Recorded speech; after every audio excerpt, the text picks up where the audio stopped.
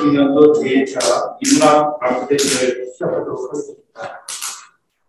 참석하신 분들께서는 자리를 진행해 주시기 바랍니다.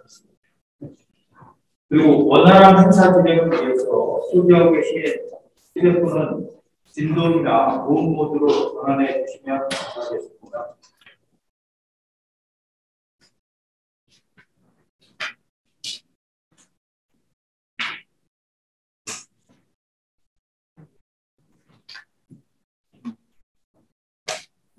예.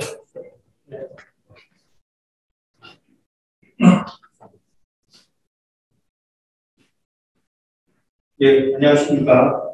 2022년도 제1차 인문학 아카데미 사회를 보게 된 충북연구원 기획 경영실장 홍성문입니다. 인사드리겠습니다.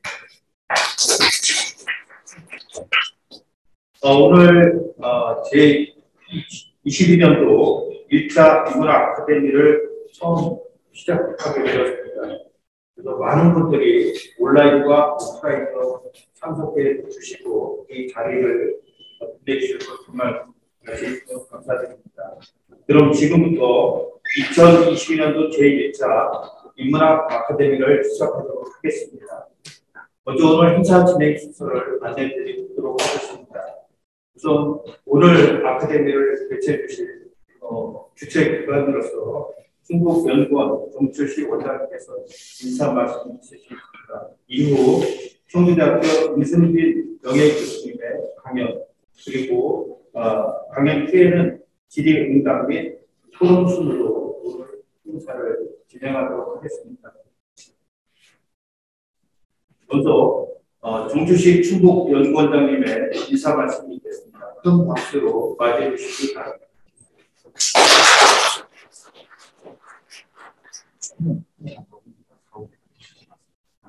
예.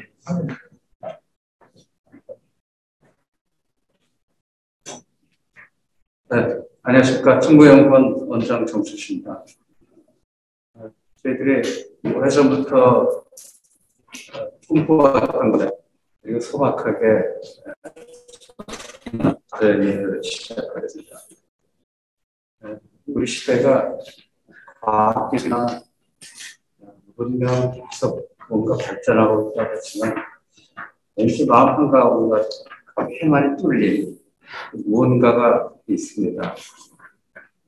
이거에 대한 질문을 해야 되는데 질문보다는 방법을 놓고서 많이 싸우고 그런 것 같습니다. 저희 경제학자 중에 위대한 경제학자 하는 사람 알프레드 마시라는 사람이 있는데 이 사람이 경제학의 정의를 경제학이라는 학문은 인간에 대한 연구를 하는 학문이다 이렇게 정의했습니다. 근데 저도 경제학 공부를 했지만 공부를 하면 할수록 인간에 대한 이해하고는 점점 멀어지고 있습니다. 아무리 공부를 해도 경제학을 가지고 인간의 이해를 할 수가 없습니다. 결국 모든 학문은 분화됐고 전문화라는 이름으로 다 찢어졌습니다. 그래서 아마 누가 이런 말을 하더라고요. 인간을 이해하려면 대학에 있는 모든 과가 그 교수들이 다 해도 알까 말까 하겠다. 말하면 우리는 이제 인간의 이해에 대한 질문을 벌써 이제 하지 않은 지 저희들이 이거를 시작한 이유는 저희들이 공부하기 위해서 이 모임을 만들었습니다. 시작하는 겁니다. 저희는 인문학에 대해서 저 자신도 이렇게 문외한이고 또 그렇지만 우리 연구원이 뭔가 보고서도 많이 쓰고 정책 제안도 많이 했지만 본질적으로 이것이 누구를 위한 것인지 이걸 왜 해야 되는지 또 이거 했을 때 장차 우리 공동체가 이제 이런 근본적인 질문에 대해서 답이 없으면 아무리 좋은 보고서를 써도 그것은 의미가 없을 거라고 생각합니다. 그러면서 저희들이 공부하고자 이런 모임을 만들었습니다.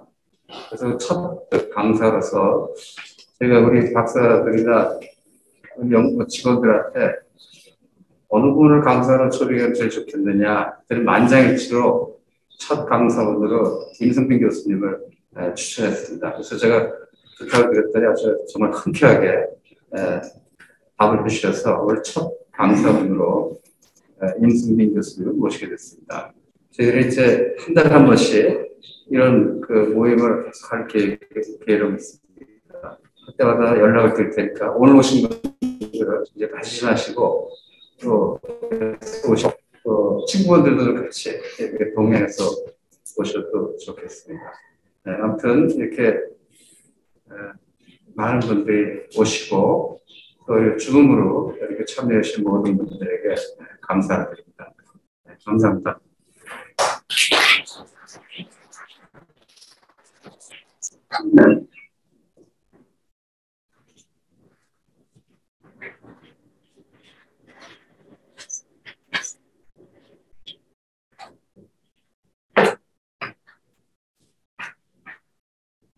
예, 제1차 문학 아카데미를 왜 하게 됐고 어떤 의미를 교수님께서 오늘 인문학 아카데미 주제는 왜 사람인가. 그래서 오늘 강연을 해주실 강연자분을 먼저 소개해드리도록 하겠습니다. 여러분들도 이미 알고 계신 대학교 국어국문학과 연계 교수님으로서 많은 학부를 양성해 주셨고 현재도 시인으로서 왕수와 함께 활동을 하고 계십니다. 우리 임승빈 교수님을 큰 박수로 맞이하도록 하겠습니다.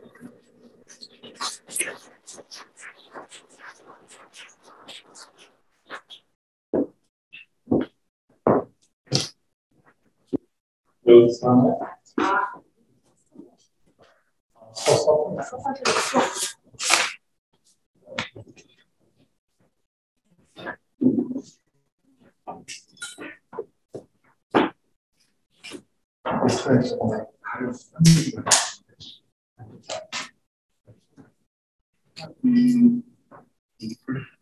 이제 사실은 앉아서 하죠. 의자. 네.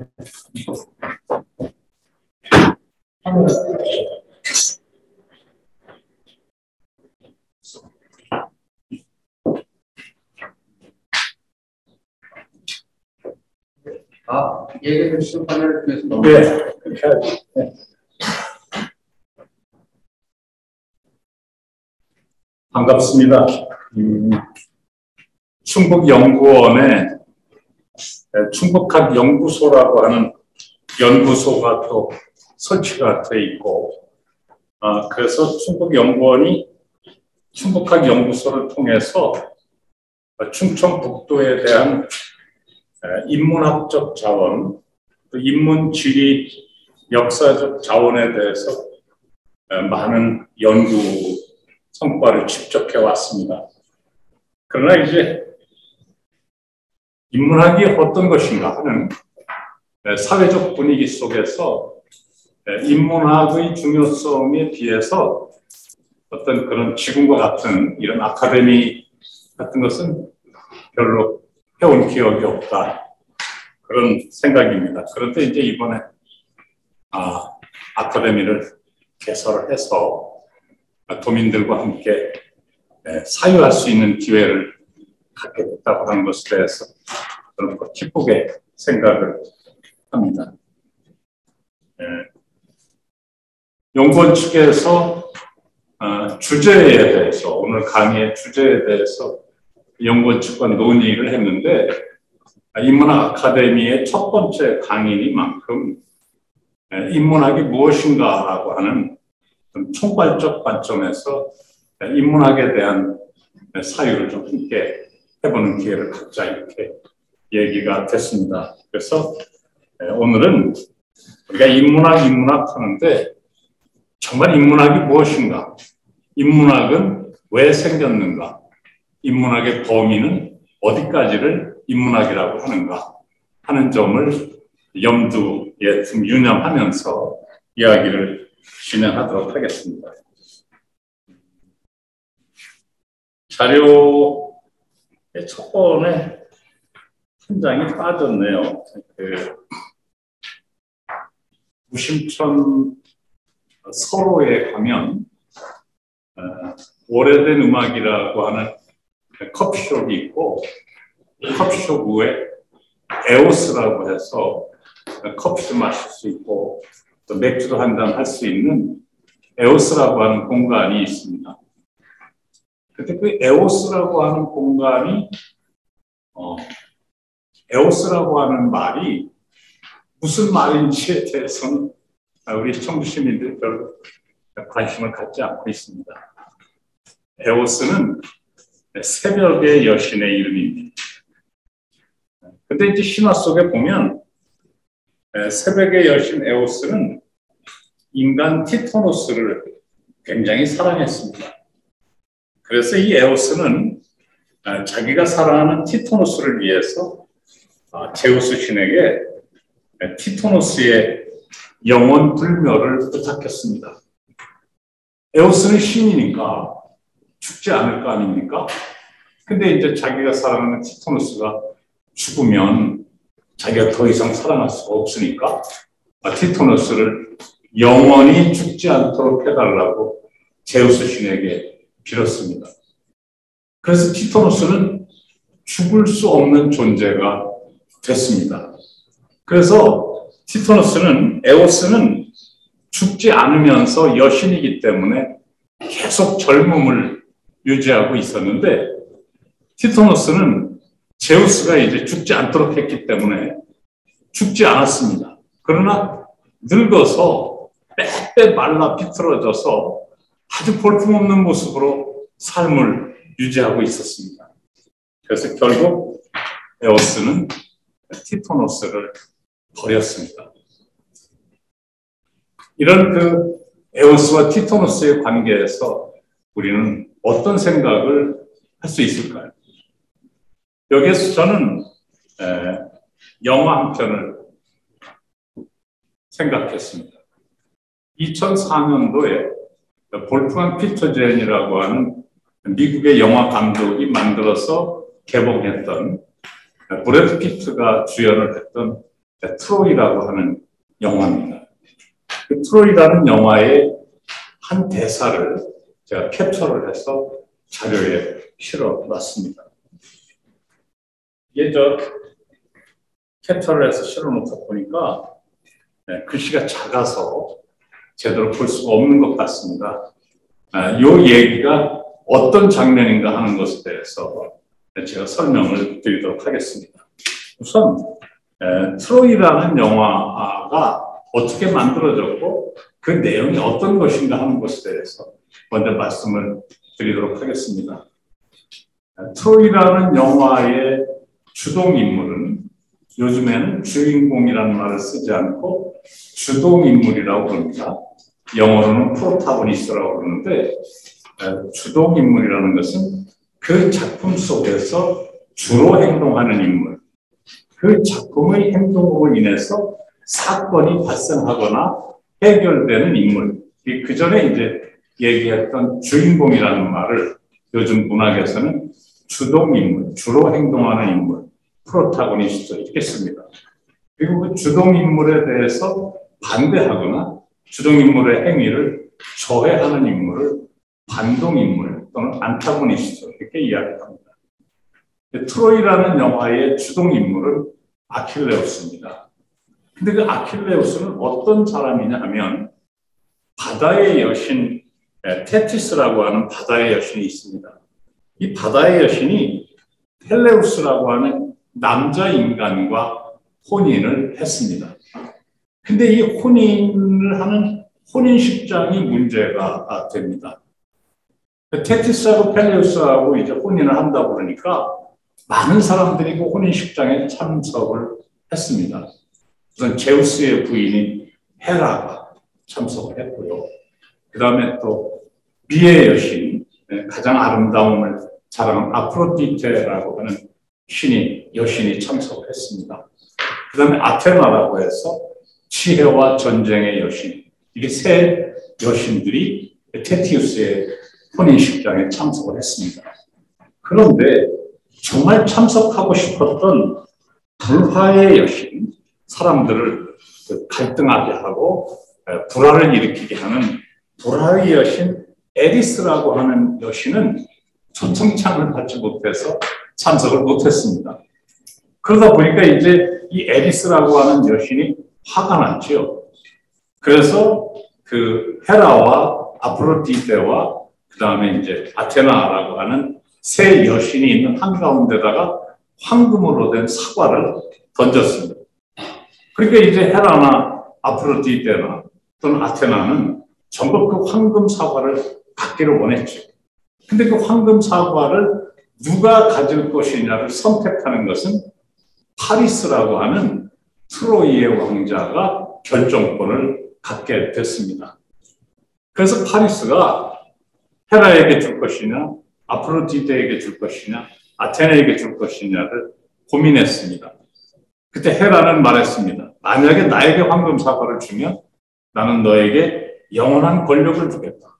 이렇게 이야기했고, 아테나 여신은 만약에 나에게 황금 사과를 주면 너에게 많은 지혜를 줄 것이고 어떤 전쟁에서도 승리할 수 있는 힘을 너에게 주겠다. 이렇게 얘기를 했습니다. 그리고 이제 아프로디테는 나에게 황금 사과를 주면 이 세상에서 가장 아름다운 여인이 너를 사랑하게 될 것이고 너도 그 아름다운 여인을 사랑할 수 있게 해주겠다. 이렇게 이제 얘기를 했습니다. 그러니까 이제 파리스가 권력을 가질 것이냐, 지혜와 전쟁의 승리를 가질 것이냐, 이 세상에서 가장 아름다운 여인과 사랑을 할 것이냐를 고민하다가 아프로디테에게 그 사과를 줬습니다.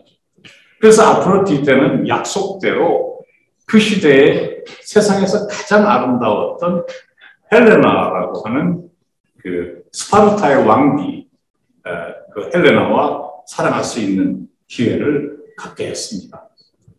그래서 이제 사실은 그 트로이가 어디냐 하면 지금의 터키 지역입니다. 이게 이제 그리스하고 바다를 사이에 두고 있죠. 근데 그 바다가 굉장히 중요한 교역적 항로였습니다. 근데 이제 그런 속에서 그리스를 통일했던 미케네의 왕 아가멤논이라고 하는 왕이 있었는데 그 미케네의 아가멤논 왕이 그리스를 완전히 통일하고 그 그리스와 터키 사이에 그 트로이 사이에 바다의 패권마저 갖기를 원했는데 트로이가 굉장히 강했거든요. 그러다 보니까 이제 어떻게든 트로이를 못하고 있었는데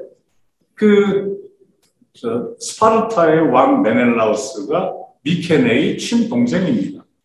근데 이제 그 스파르타와 트로이가 평화조약을 맺기로 이렇게 한 영화에서는 그렇습니다. 평화조약을 맺기로 이게 서로 만났는데 평화조약을 맺기 위해서 트로이의 적자 왕자, 그러니까 이제 개를 이을 왕자, 또 트로이의 영 헥토르와 동생 파리스가 이제 스파르타에 평화조약을 맺어 왔다가 헬레나하고 둘이 파리스가 몰래 트로이로 도망을 칩니다.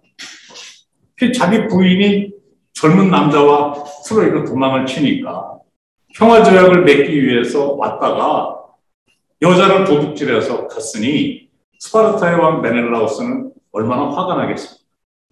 그래서 이제 그러나 스파르타 혼자의 힘으로는 트로이를 칠 수도 없고 이러니까 이제 형인 아가멤논, 미케네의 왕 아가멤논에게 부탁을 해서 드디어 이제 5만 군대를 이끌고 전쟁을 시작하게 됩니다. 그래서 미케네가 그리스 연합군을 끌고 트로이를 침략하는 것이죠. 이것이 지금으로부터 3200년 전에 일어났던 트로이 전쟁입니다.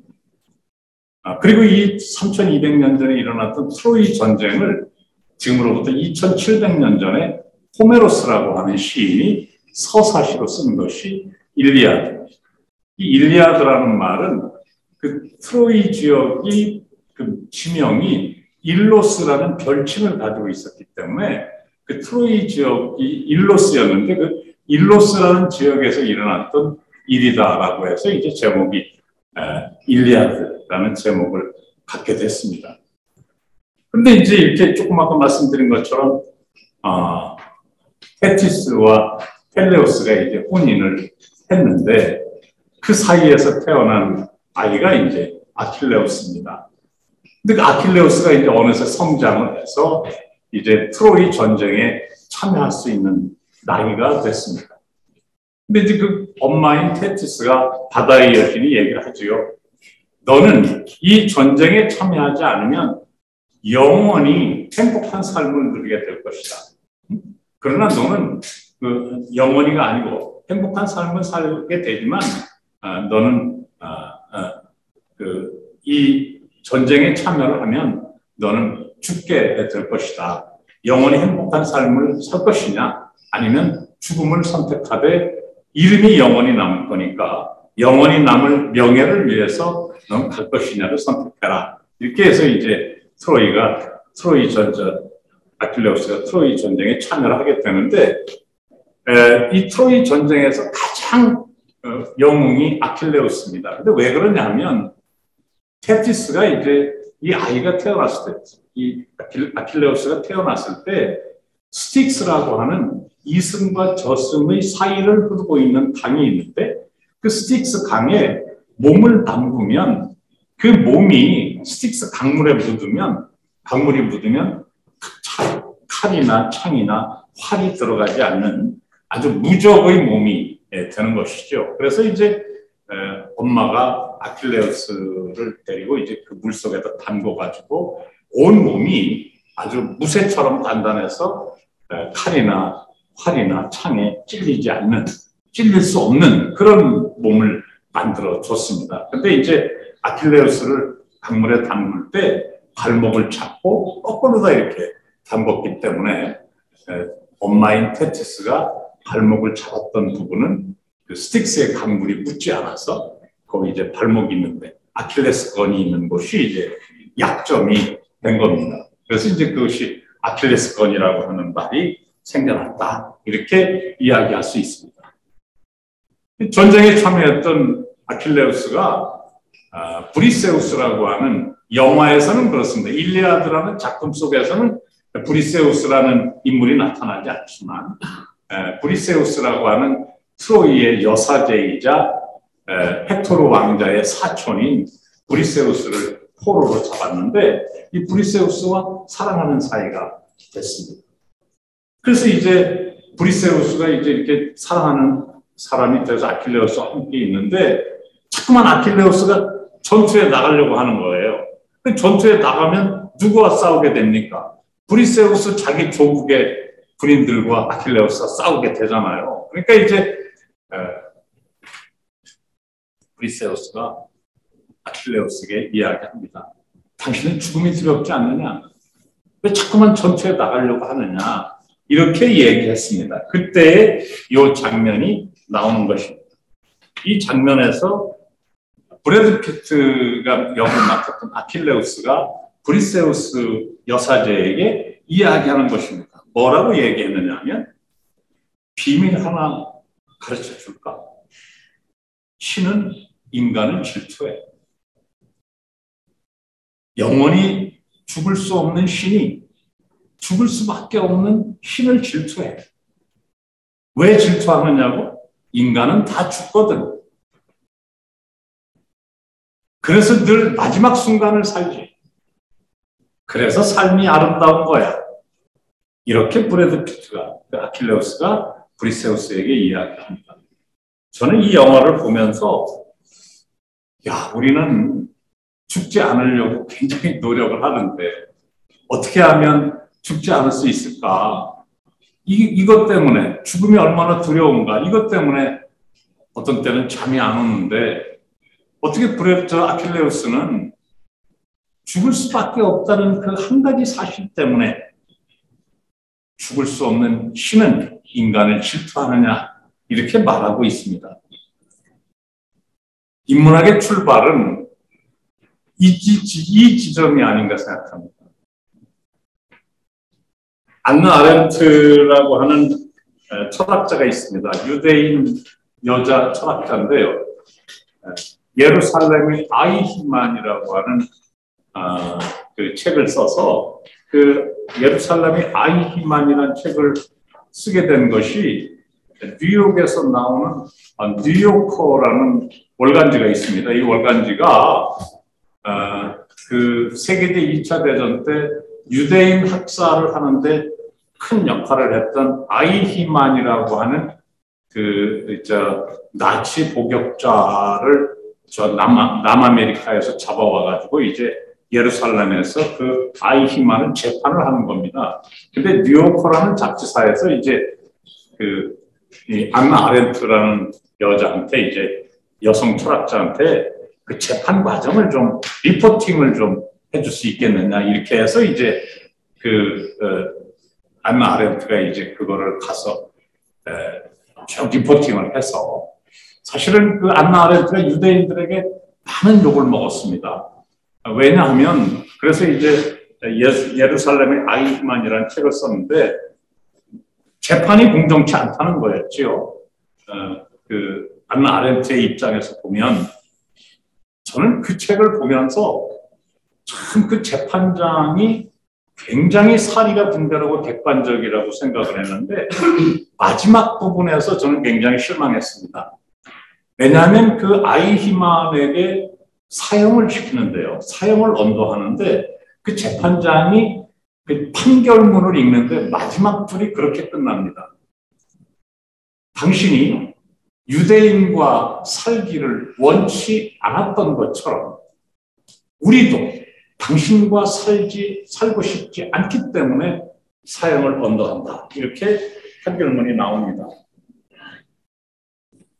저는 그게 처음에는 당연한 얘기지 이렇게 생각했다가 그러면 법의 정의라고 하는 것은 결국 복수에 불과한 것이냐. 난 그 재판관을 처음부터 끝까지 다른 사람들에 비해서 객관적이고 공정하고 법 철학이 훌륭한 사람이라고 생각했는데 마지막 판결문을 들으면서 이 정도밖에 수준이 안 되나 이런 고민을 했던 적이 있습니다. 당신이 유대인과 살기 싫어했던 것처럼 우리도 당신과 살기 싫어서 당신에게 사형을 언도한다. 이거는 이스라엘 정신이 얼마나 천박한가 하는 것밖에는 보여주는 것이 아니다라는 생각이 들어서 굉장히 울적했던 적이 있는데 그 안나 아렌트가 또 하나 안나 아렌트가 하이데거에게 이제 공부를 했습니다만 박사학위는 하이데거하고 연인 관계였거든요. 그래서 내가 박사학위 과정을 지도하는 것은 바람직하지 않다 이래서 이제 다른 사람한테 맡겨서 박사를 받고 그런 유명한 철학자인데 그 안나 아렌트가 쓴 인간의 조건이라고 하는 책이 있습니다. 그 인간의 조건이라고 하는 책에 보면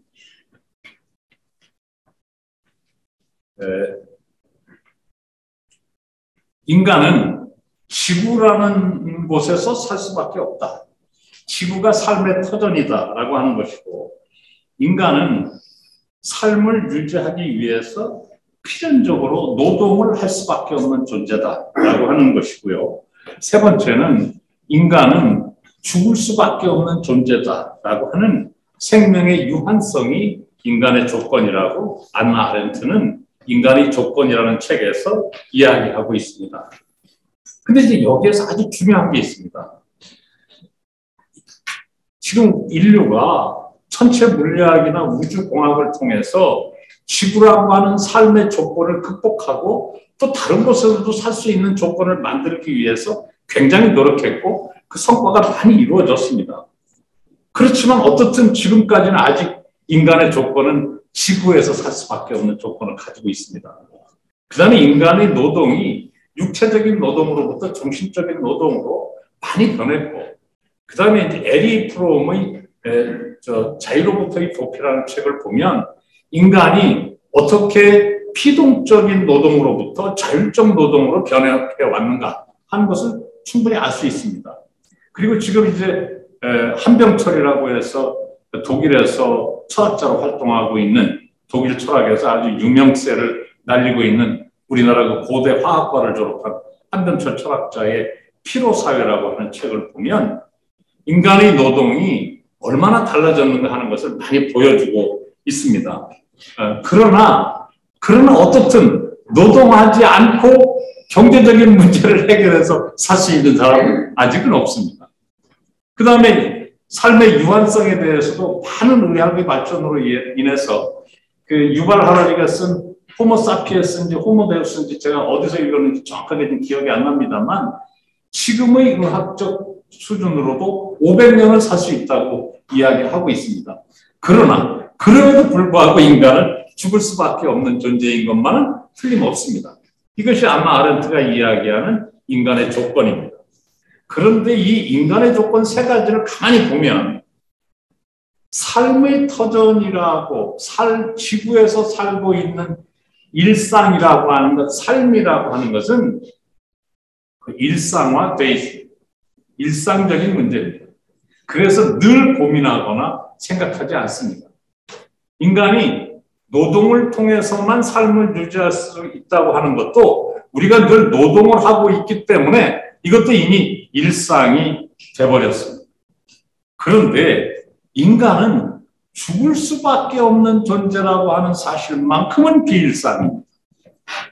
살아있는 사람 중에 아무도 죽어본 사람이 없고 우리는 다 땅에서 지구에서 살고 있고 우리는 다 노동을 해서 누구나 다 노동을 해서 살고 있기 때문에 다 이것은 경험해본 사실이고 일상화된 사실이지만 죽을 수밖에 없는 존재라고 하는 것 그리고 죽음이 어떤 것인가에 대해서는 아무도 경험해본 적이 없기 때문에 이것은 비일상입니다. 언제나 놀라운 사실이고 언제나 풀 수 없는 해결할 수 없는 문제다 이렇게 생각합니다. 혹시 여기에 인문학의 출발은 있는 것이 아닌가.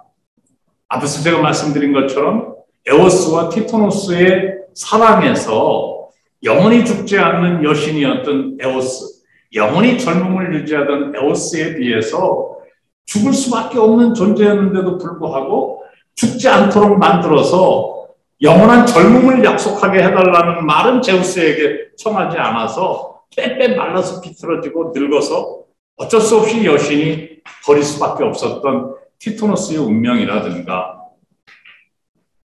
트로이라는 전쟁에 나가서 정말 이제 죽은 그러나 그 트로이라는 전쟁 속에서 근데 이제 여기서 제가 말씀드리고 싶은 게 제가 이 아킬레우스가 죽을 수밖에 없다는 사실 때문에 신은 인간을 질투해 라고 하는 이 말이 2700년 전에 호메로스가 일리아드를 쓸 때 그런 얘기를 쓴 건가 해서 제가 일리아드를 다시 2번을 읽어봤습니다. 한 1300페이지 정도 되는 책인데요. 제가 2번을 이걸 확인하려고 읽어봤는데 일리아드에는 이런 말이 없습니다. 그러니까 아마 헐리우드에서 트로이라는 영화의 대본을 만들 때 그 트로이의 헐리우드 작가가 트로이 전쟁의 대본을 쓰면서 무심코 또 고민해서 써놓은 구절이 아닌가 이렇게 생각을 합니다. 그럼 이제 이런 죽을 수밖에 없는 존재, 인간이 죽을 수밖에 없는 존재라고 하는 것으로부터 인문학은 출발한 것이다. 저는 그렇게 생각합니다. 제 개인적인 관점입니다. 그러면 인간은 죽을 수밖에 없는 것이 신이 질투할 만큼 인간이 죽는 것이 신들이 볼 때는 죽음을 가지고 있는 인간이 부러웠다는 얘기니까 그러면 이 죽음이라는 것을 인간의 운명이라고 생각하지 말고 죽음을 인간의 권리라고 생각하면 어떨까? 이것이 제 생각입니다. 죽음은 인간의 운명이 아니라 죽음은 인간의 권리다. 저는 그렇게 생각하고 싶은 거죠. 그래서 죽을 권리. 그럼 인간은 죽는 존재이니까 왜 인간이라는 게 도대체 뭐냐? 왜 인간은 죽을 수밖에 없느냐? 라고 고민하게 되겠죠. 그리고 또 인간이라는 게 도대체 뭐야? 라고 고민하게 되겠죠. 궁극적인 의문을 갖게 되겠죠. 도대체 인간이라는 뭔데? 이것이 인문학의 출발이다. 그래서 인간은 철학할 수밖에 없는 존재죠. 인간은 죽을 수밖에 없는 존재니까 도대체 인간은 왜 죽어야 하는데? 인간이란 도대체 뭔데? 이것이 철학, 인문학의 출발이고 철학의 출발이다. 저는 그렇게 생각합니다. 죽을 수밖에 없는 것이 운명이 아니라 죽는 것, 이것은 죽음은 인간의 권리다.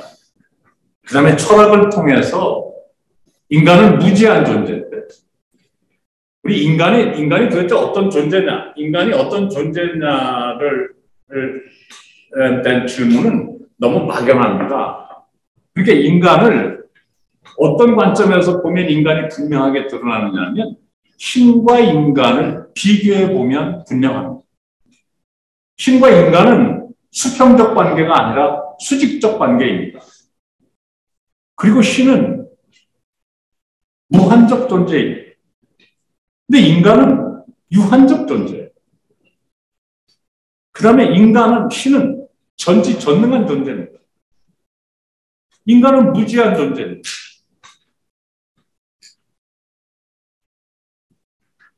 그 다음에 신은 영원히 삽니다.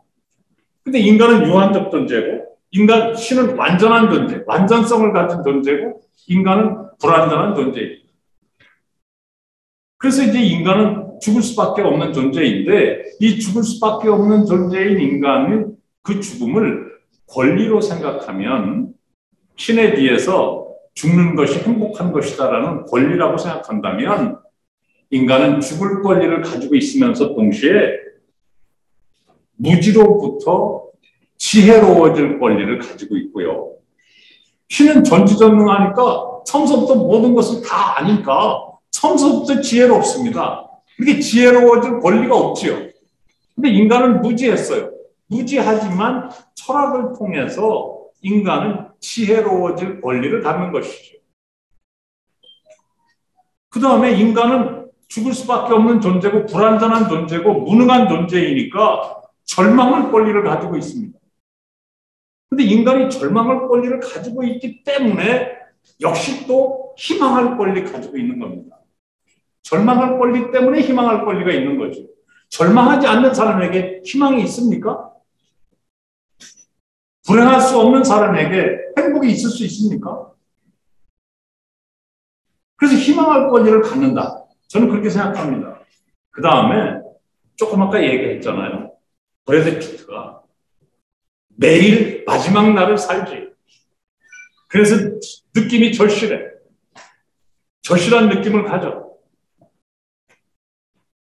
저희 선친께서 1997년 4월 14일 날 2시에 돌아가셨는데 2시 반쯤 돌아가셨는데 새벽 2시 반쯤에 4월 13일이 일요일이었습니다. 근데 낮에 벚꽃이 막 피어있을 때였습니다. 선친께서 갑자기 애비야 라고 부르시길래 예 아버님 나 벚꽃 보고 싶다. 그러셔서 아버지 모시고 이제 무심천을 나갔습니다. 무심천 나가니까 막 벚꽃이 펴갖고 막 바람이 부니까 벚꽃이 팍 떨어지는데 무심천간에 차를 하도 많이 세워놔가지고 속도를 낼 수가 없어요. 근데 이제 그때 제가 SM5라고 하는 그 차를 가지고 있었는데 아버지가 뒷자리에 이렇게 앉아 계시다가 창문을 이렇게 내리시더라고요. 바람에 벚꽃이 팍 떨어지다가 창문을 막 안으로 날려 들어와요. 내가 백미러를 이렇게 보니까 아버지께서 꽃잎을 이렇게 손으로 받으셔가지고 들여다보고 계세요. 그리고서 이제 새벽에 돌아가셨습니다. 그때 이제 솔로아떼라고 하는 커피숍이 무심천변에 있어서 아버지 커피 한잔 하실래요? 그러니까 그래 너하고 커피 한잔 하자. 그러고서 이제 솔로아떼에서 커피도 한잔 하시고 그러고 돌아가셨는데 그렇게 보고 후회까지 하셨던 분이 갑자기 새벽에 돌아가실 줄은 생각을 못했습니다. 그런데 우리가 만약에 죽지 않는다면 영원히 죽지 않는다면 벚꽃이 뭐가 그렇게 이뻐요?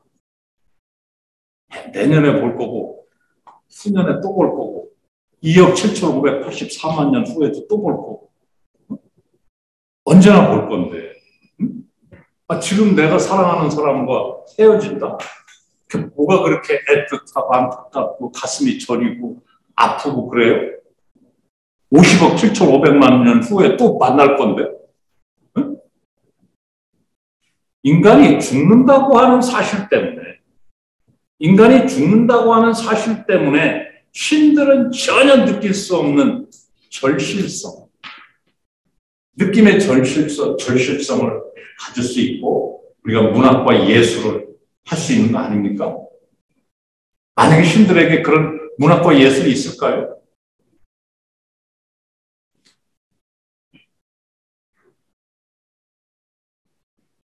철학에 피시스라고 하는 게 있습니다. 뭐 철학을 전공하지 않았으니까 제가 이렇게 말씀드리기 조심스럽습니다만 피시스는 영혼이라고 해석하기도 하고 본성이라고 해석하기도 하고 원질이라고도 해석하기도 합니다. 이 피시스가 물질과 다른 것은 피시스는 자기 운동을 하는 존재라는 것입니다. 스스로 움직이고 변화하는 그런 존재라는 뜻을 가지고 있어서 본성, 원질 뭐 이런 식으로 해석됩니다. 이런 피시스와 상대적인 개념이 뭐냐면 물질인데 우리가 물질이라고 하는 것은 스스로 움직일 수 없는 것을 물질이라고 합니다.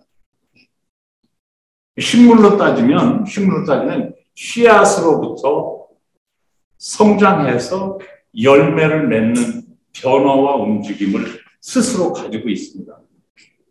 시작과 전개와 결과를 가지고 있는 것이 피시스다. 이렇게도 이야기합니다. 그래서 이 피시스라고 하는 개념의 범위가 상당히 넓습니다. 우리가 철학 그러면 말이죠. 철학하면 필로소피인데 이 필로소피라고 하는 것은 말이죠. 필로라는 말과 소피아라는 말이 합성입니다. 필로라는 건 뭐냐? 프렌드라는 뜻입니다. 프렌드십. 사랑한다. 우리가 보통 그렇게 이야기하는데 사랑한다는 말에는 아모르도 있고 러브도 있고 여러 가지가 있습니다만 이 필로라는 말도 프렌드십 정도의 사랑을 이야기하는 것이다. 이렇게 말씀을 드릴 수 있습니다. 그래서 이 필로에는 소피아만 붙는 게 아니라 그리스 시대 때 보면은 필로포지아 이렇게도 이야기합니다. 이 필로포지아는 술이나 음료에 대한 어떤 좋아함 이런 걸 필로포지아라고 하고요. 필로티미아 그러면은 티미아가 명예거든요. 명예를 추구하는 것 이런 식으로도 이야기합니다. 필로소피아라고 할 때 소피아라고 하는 것은 지혜, 전문적 기술 이제 이런 여러 가지를 가지고 있거든요. 그래서 필로소피아 그러면 지혜를 사랑하는 것, 전문적 능력을 사랑하는 것 이런 여러 가지가 있고 또 러시아에서 보면 소피아는 여자 이름이기도 합니다. 이 필로소피라고 하는 것은 지혜를 사랑하는 건데요. 이 지혜를 사랑한다. 이렇게 지혜에 대한 사랑 이렇게 얘기하면 명사 같거든요. 근데 사실은 필로소피는 동사입니다. 움직이는 거예요. 그리고 우리가 생각한다고 하는 것 자체가 동사입니다. 저는 이 세계가 명사로 이루어져 있지 않고 동사로 이루어져 있다고 생각합니다. 이 필로소피 속에는 이 지혜에 대한 사랑이라는 지혜를 사랑하는 행위라는 속에는 말이죠. 어떤 게 들어있느냐 하면 풀어서 이야기하면 내가 이미 알고 있는 사실에 대한 반성적 성찰이라고 하는 의미가 들어있어요. 내가 이미 알고 있는 사실에 대한 반성적 성찰. 이걸 내가 지금까지 물이라고 알고 있었는데 이게 물이 아닐 수도 있을지 몰라. 이게 물이 아닐지도 몰라. 그러니까 다시 한번 생각해 보자 하는 이 이미 알고 있는 기지의 사실에 대한 반성적 성찰이 필로소피입니다. 철학입니다. 그렇게 보면 존재했던 것, 존재하는 것, 존재할 것, 시작과 전개와 결과를 따져서 피지스를 추구해 가는 것, 그것이 어쩌면 철학이면서 동시에 역사일 수도 있습니다. 그리고 또 어떻게 보면 문학일 수도 있습니다. 문학과 예술일 수도 있습니다. 문학이라고 하는 거, 아리스토텔레스가 뭐라고 얘기했습니까? 은유란 단순한 수사가 아니다. 소피스트들이 운변수를 가르치기 위해서 은유를 가르치는 것은 잘못된 것이다. 은유란 단순한 수사가 아니라 이미 알고 있는 것을 통해서 그것에 대한 유추를 통해서 새로운 사실을 알아가는 것, 그것이 은유다. 이렇게 얘기했거든요. 그러니까 지금 여기에서 지금 제가 말씀드리는 철학이라고 하는 것은 문학과 예술과 역사와 우리가 또 흔히 이야기하는 철학을 다 통틀어서 이야기하고 있는 것이다. 이렇게 말씀을 드릴 수 있고요. 그 다음에 또 인간이 가질 수 있는 권리가 조금 아까 제가 그랬잖아요. 철학할 권리,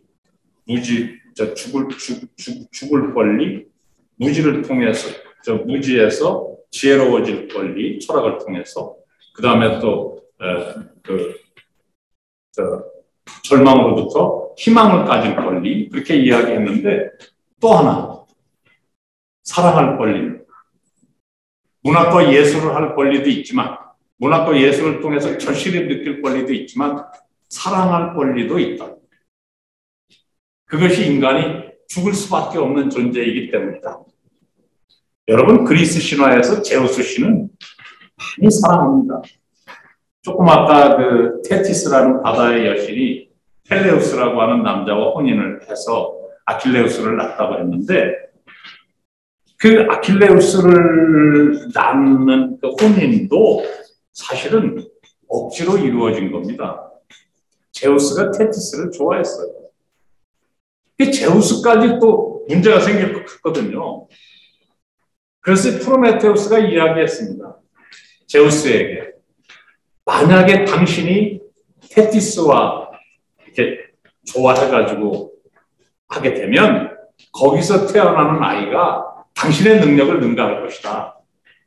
이렇게 얘기한 거예요. 그래서 겁이 나서 테티스를 건드리지 못한 거예요. 그러니까 그리스 신화를 보면 인간이 원시 시대로부터 이제 역사 시대로 넘어오면서 역사 시대로 오기 전에 신화 시대가 있잖아요. 이 우주의 원리를 설명하는 데 있어서 이 우주를 의인화시키는 방법을 통해서 이 우주를 설명하려고 하다 보니까 신화 시대라는 게 있었고, 신화 시대에서 이제 족보가 만들어지고 뭐 이렇게 되는 겁니다. 근데 이제 그런 게 이제 이루어지긴 하지만 근본적으로 그래서 죽을 수가 없다. 인간 죽을 수밖에 없다라고 한다면 사랑할 권리, 사랑을 통해서 기쁨을 갖고 사랑을 통해서 자식을 갖는 것은 인간의 권리입니다. 인간의 권리죠. 근본적으로 인간의 권리, 신의 권리는 아니죠. 신들은 죽을 수가 없으니까 자식을 안 낳아도 상관없어요. 그러나 인간은 사랑을 통해서 자식을 낳는 것, 그 자식을 통해서 DNA를 개성시키는 것, 그것은 인간의 권리죠.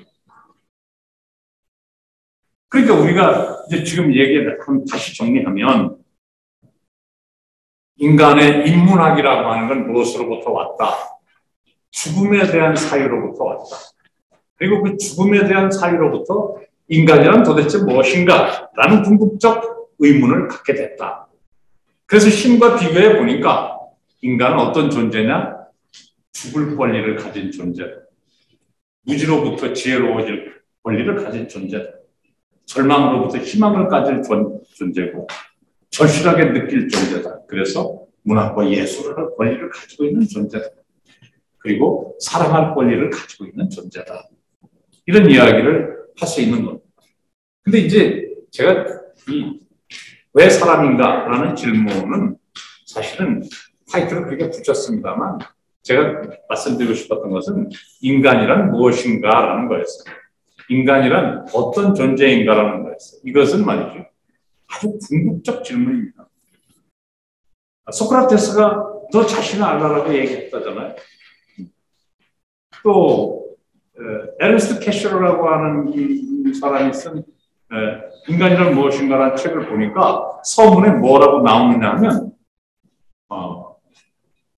동서고금을 막론하고 동양과 서양, 옛날과 지금을 막론하고 모든 철학의 궁극적 첫 번째 질문, 궁극적 질문은 나는 누구인가이다.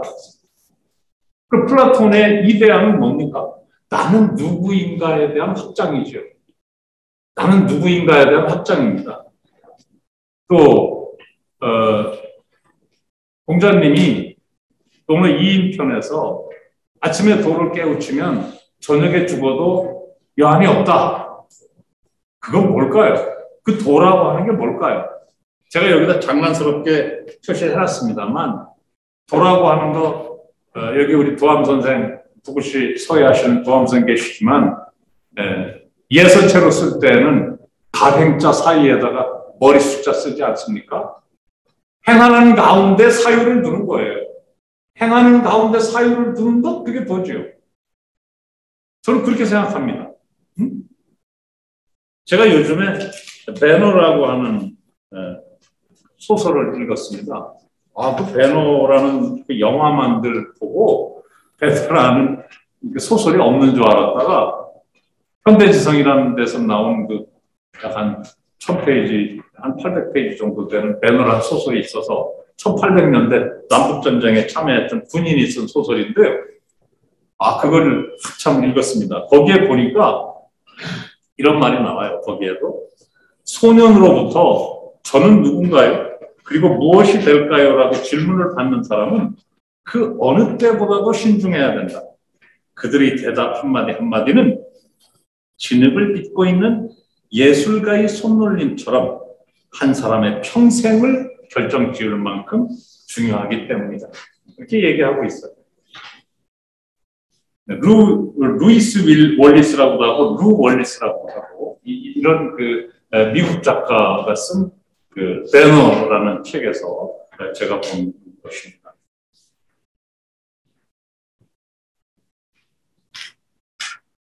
근데 이제 이런 나는 누구인가가 인문학의 출발점이고 내용적으로는 인문학의 출발점은 나는 죽음에 대한 사유로부터 시작했다 이렇게 생각을 합니다.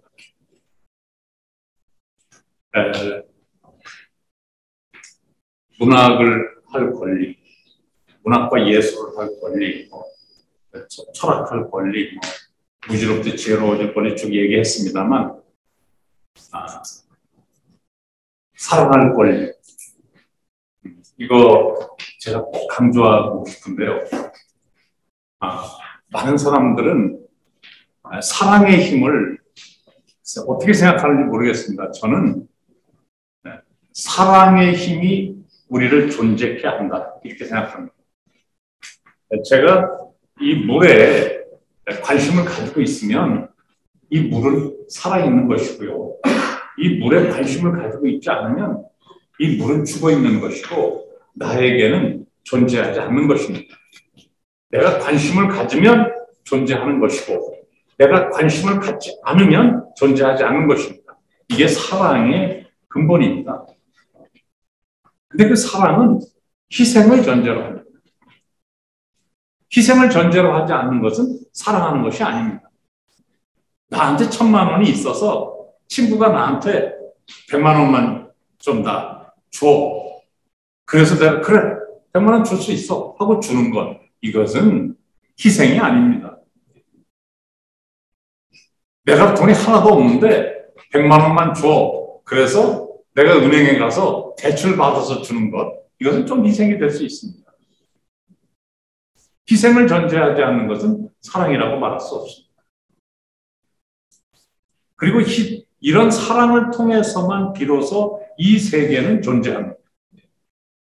내가 사유하지 않고 사랑하지 않는 존재는 존재론적으로 볼 때 존재하지 않습니다.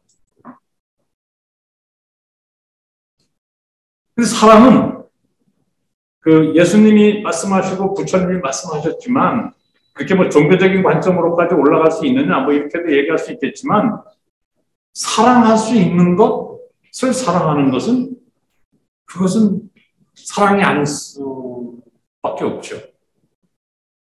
조금 아까 말씀드리지 않았습니까? 사랑할 수 있는 것, 사랑하는 것. 내가 할 수 있는 것을 하는 것. 그것은 사랑이라고 말할 수 없죠. 할 수 없는 것을 해야 사랑이죠. 그리고 또 에리 프롬이 그 사랑의 기술이라는 책에서 그렇게 얘기하죠. 현대인이 참 안타까운 게 있다. 에리 프롬이 그렇게 이야기해요. 그러면서 뭐라고 얘기하냐면 남들이 자기를 사랑해 주지 않는 것만 원망하지. 내가 다른 사람을 얼마나 사랑했는가는 생각하지 않는다. 에리 프롬이 에리 프롬이 사랑의 기술이라는 책에서 기술은 테크닉을 말하는 거예요. 테크닉. 사랑하는 방법. 왜? 아도라는 철학자가 philosophy as a way of life 그렇게 이야기했습니다. 그게 뭐냐면 철학이라고 하는 것은 인생을 살아가는 방법이다. 그런 뜻이거든요. 인생을 살아가는 a way of life 삶의 방법. 필로소피는 삶의 방법이다. 필로소피는 그냥 생각하는 게 필로소피가 아닙니다.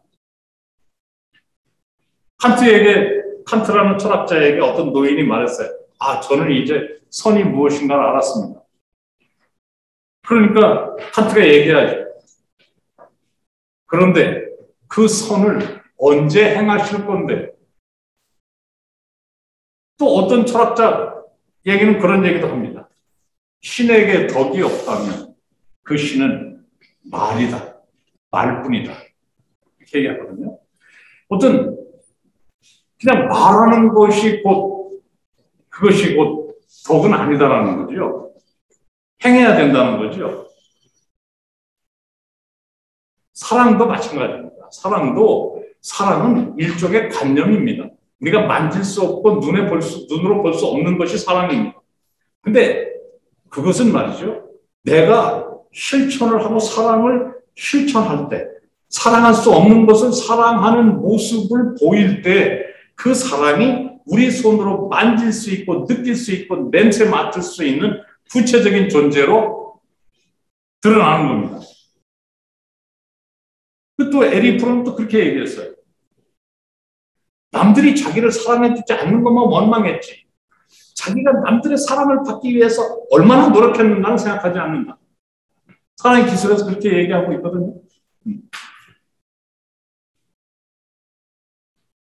저는 얼마 전에 그 고등학생들한테 이제 수능 끝난 고등학생들한테 얘기를 해달라고 그래서 제가 가서 얘기를 하면서 그런 얘기를 했어요.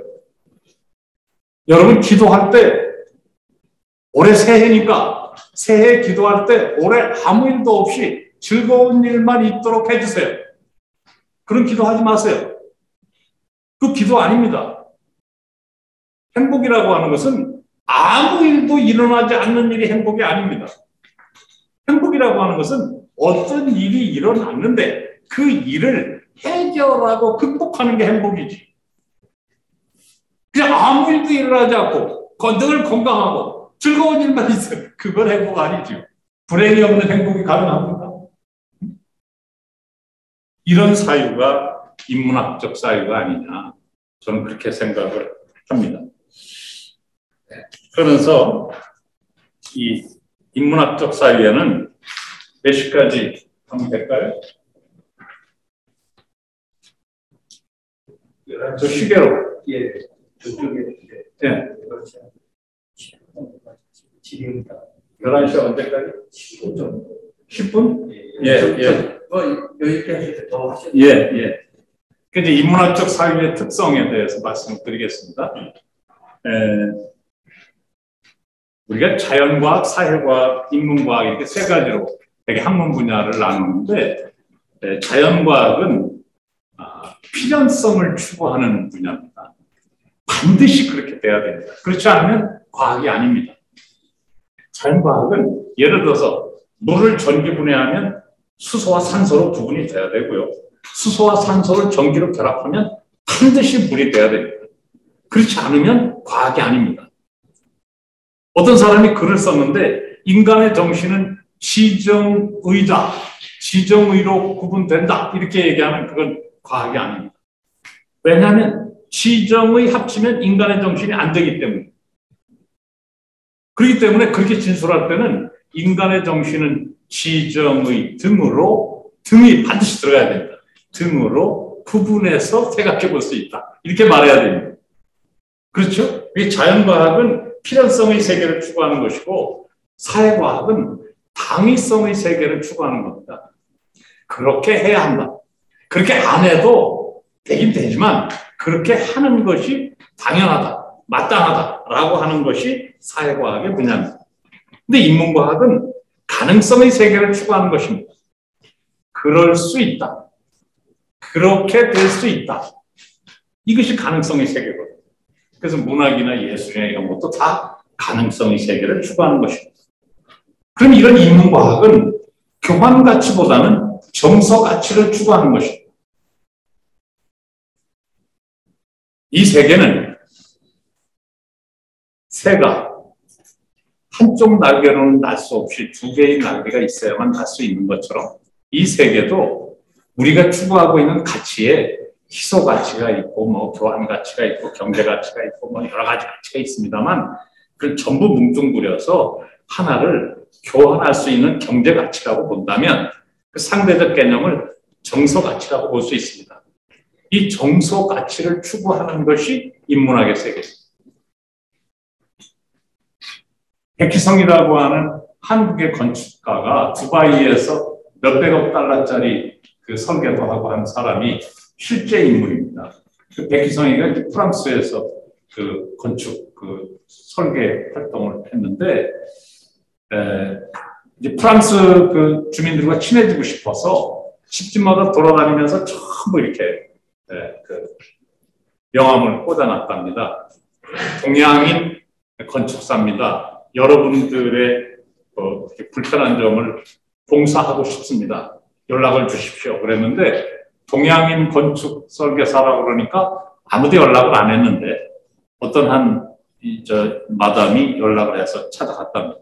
모처럼 만에 이렇게 연락을 한 사람이 얼마나 귀하게 느꼈겠습니까? 그래서 이제 앉아 있으니까 마담이 이제 그 차를 대접하려고 차를 준비하려고 거실로 왔다 갔다 하니까 마루장이 삐거덕삐거덕 소리가 나더랍니다. 그래서 이제 그 건축가가 마담, 제가 저 삐걱거리는 마루장을 고쳐드리겠습니다. 이렇게 얘기를 했더니 그 마담이 깜짝 놀라면서 그렇게 얘기하더라고요. 아니에요. 그것은 고칠 게 아니에요. 왜냐하면 내 남편이 아팠을 때, 죽기 전에 아팠을 때 거기 흔들의자 놓고 거기서 흔들흔들 하면서 햇빛 바라기도 하고 창밖을 내다보기도 했던 곳이기 때문에 그 소리를 없애면, 그것을 고치면 저는 저와 함께 있는 남편을 잃어버리게 돼요. 이러더라고요.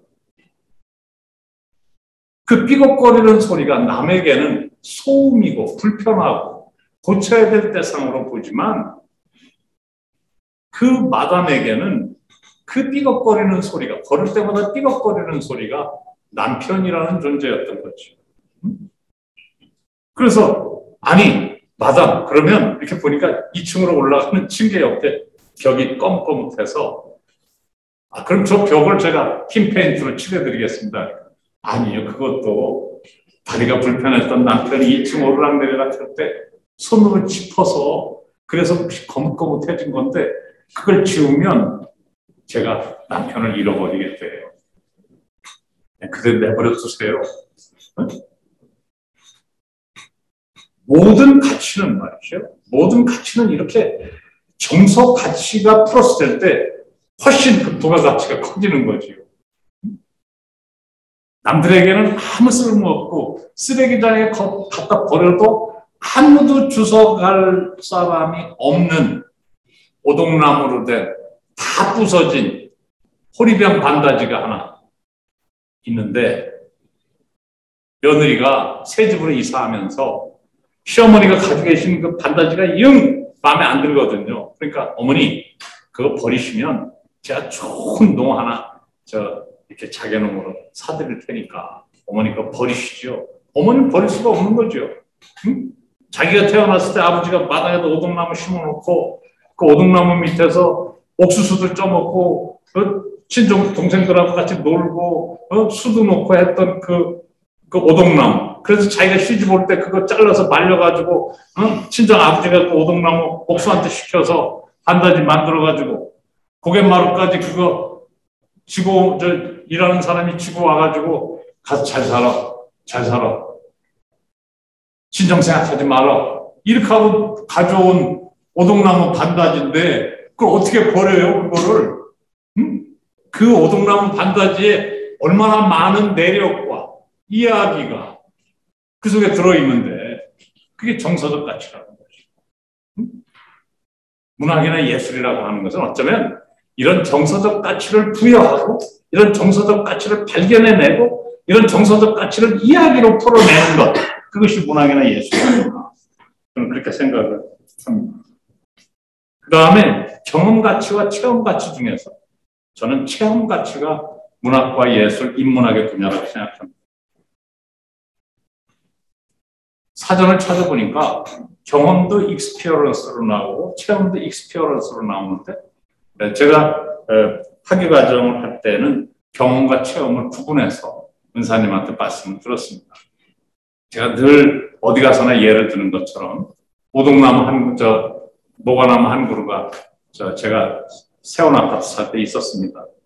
그 모과나무 한 그루를 어떤 사람은 오늘 봤을 때도 모과나무 한 그루, 내일 봤을 때도 모과나무 한 그루, 글빼 봤을 때도 모과나무 한 그루라면 그 사람은 경험을 3번 했지만 체험은 한 번 한 겁니다. 모과나무 한 그루입니다. 그런데 어떤 사람이 아침에 나오다 보니까 모과나무가 있어요. 그 다음날 나오다 보니까 모과나무에 열매가 달려있는데 애기 업은 젊은 안악이 그 앞으로 지나갔어요. 아, 모과나무는 애기 업은 엄마구나. 그래서 그 다음날은 모과나무가 바람이 막 부는데 나뭇잎이 막 흔들리고 있어요. 아, 모과나무는 그리운 사람을 향해서 흔드는 그리운 손짓이구나. 또 어떤 날은 모과나무 잎이 다 떨어졌는데 하늘을 향해서 쭉 가지를 뻗고 있어요.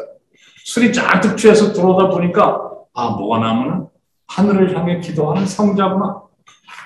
그렇게 느낄 수도 있어요. 그러면 한 사람은 모과나무를 3번 봤는데도 늘 모과나무라고만 느꼈으니까 그 사람은 경험은 3개지만 체험은 하나인데 어떤 사람은 모과나무를 4번 봤는데 하루는 모과나무로 보고 하루는 기도하는 성자로 보고 하루는 아줌마로 보고 애기 업은 엄마로 보고 하루는 그리운 손짓으로 봤으니까 경험이 4개면서 체험도 또한 4개인 거지. 이런 체험의 세계를 확장하고 체험의 세계의 확장을 통해서 우리 삶을 더 풍부하게 하고 즐겁게 하는 것. 이것이 바로 그 인문학의 분야가 아니겠느냐 이런 생각이고요. 그 다음에 인문학은 대상적 사유를 하는 것이 아니라 맥락적 사유를 하는 것이다. 요거 제가 이렇게 얘기하면 되겠네요. 제가 칼 구스타프 융의 기업금 사상이라고 하는 자서전을 읽었습니다. 그 기업금 사상이라는 자서전을 읽어보니까 프로이드와 그 융은 19살 차이였어요. 근데 그 융과 프로이드가 굉장히 친했고 융이 프로이드와 같은 심리학자가 되기 위해서 꿈을 갖고 심리학을 전공하게 된 거거든요. 근데 이제 나이를 먹고 연구를 해가면서 서로 의견이 달라지기 시작했어요. 그래서 융이 생각했습니다.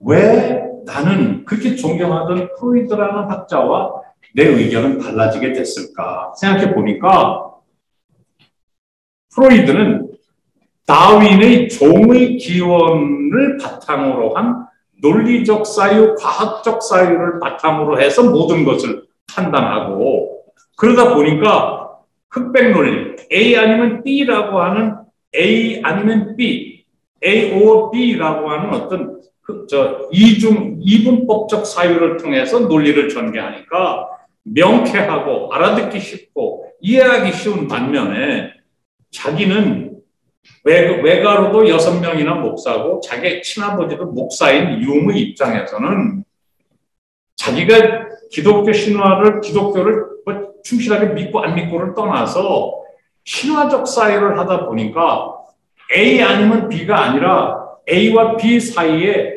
A-2-A-A2-A3-B1, 1-B2-B3 이렇게 쭉 있다 보니까 맥락적 사유, 신화적 사유를 할 수밖에 없더라. 그래서 자기는 좀 어눌하고 뭐를 분명히 말할 수는 없지만 뭔가 좀 이렇게 프로이드와 사유 체계가 달라서 이렇게 서로 멀어지게 된 것이 아닌가, 그런 얘기를 하면서 여기에서 융의 아주 중요한 개념인 인디비에이션이라고 하는 개성화라고 하는 개념이 나오게 됩니다. 그러면서 융은 그렇게 이야기합니다. 자기는 정신과 의사인데 정신과 의사는 상담이 중요하다. 그러면 상담을 통해서 환자에게 처방을 내리게 되는데 그 처방은 10명이면 10개의 처방, 100명이면 100개의 처방이 다 달라야 한다고 생각한다. 왜냐하면 똑같은 우울증이라고 A라는 사람에게도 우울증이니까 아스피린, B라는 사람에게도 우울증이니까 아스피린, C라는 사람에게도 우울증이니까 아스피린이라고 처방하는 것은 의사로서 직무유기다. 왜냐하면 우울증이 생기게 된 환경과 조건과 그 사람의 심리와 그 사람이 처한 어떤 여러 가지 상황이 다른데 어떻게 똑같은 처방을 내리느냐, 그것은 의사로서 바람직하지 못하고 성실하지 못한 거다. 그러므로 자기는 가급적 자기 환자들을 최대한 다르게 처방하려고 노력했다. 이런 이야기를 합니다. 여러분, 대상적 사유라는 건 뭐냐면 이것으로만 바라보는 겁니다. 우리가 꽃이 아름답다고 하는 것은 꽃만 바라보고 아름답다고 이야기할 수 있습니다.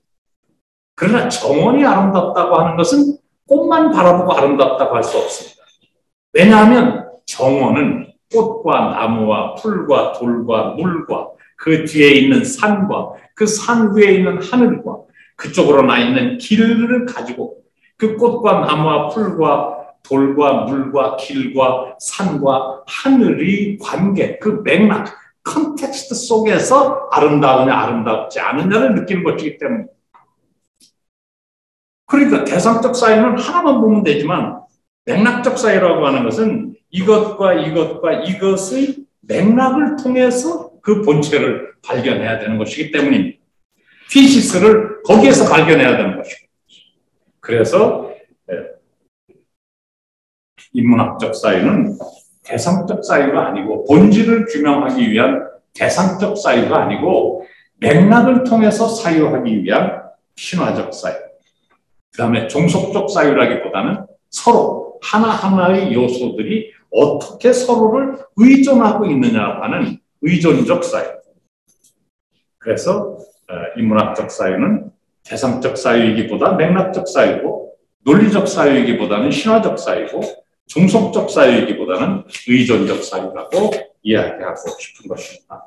그래서 여러분들이 어떤 이런 인문학을 하려면 일단 사유의 방식으로부터 분명한 것을 추구한다기보다 의문을 갖는다는 것 자체를 통해서 맥락적 사유를 좀 습관화하고 또 정서적 가치가 어떻게 발현되고 있는가에 대해서 고민하고 하면은 인문학적 사유가 훨씬 더 익숙해지지 않을까 이렇게 생각합니다.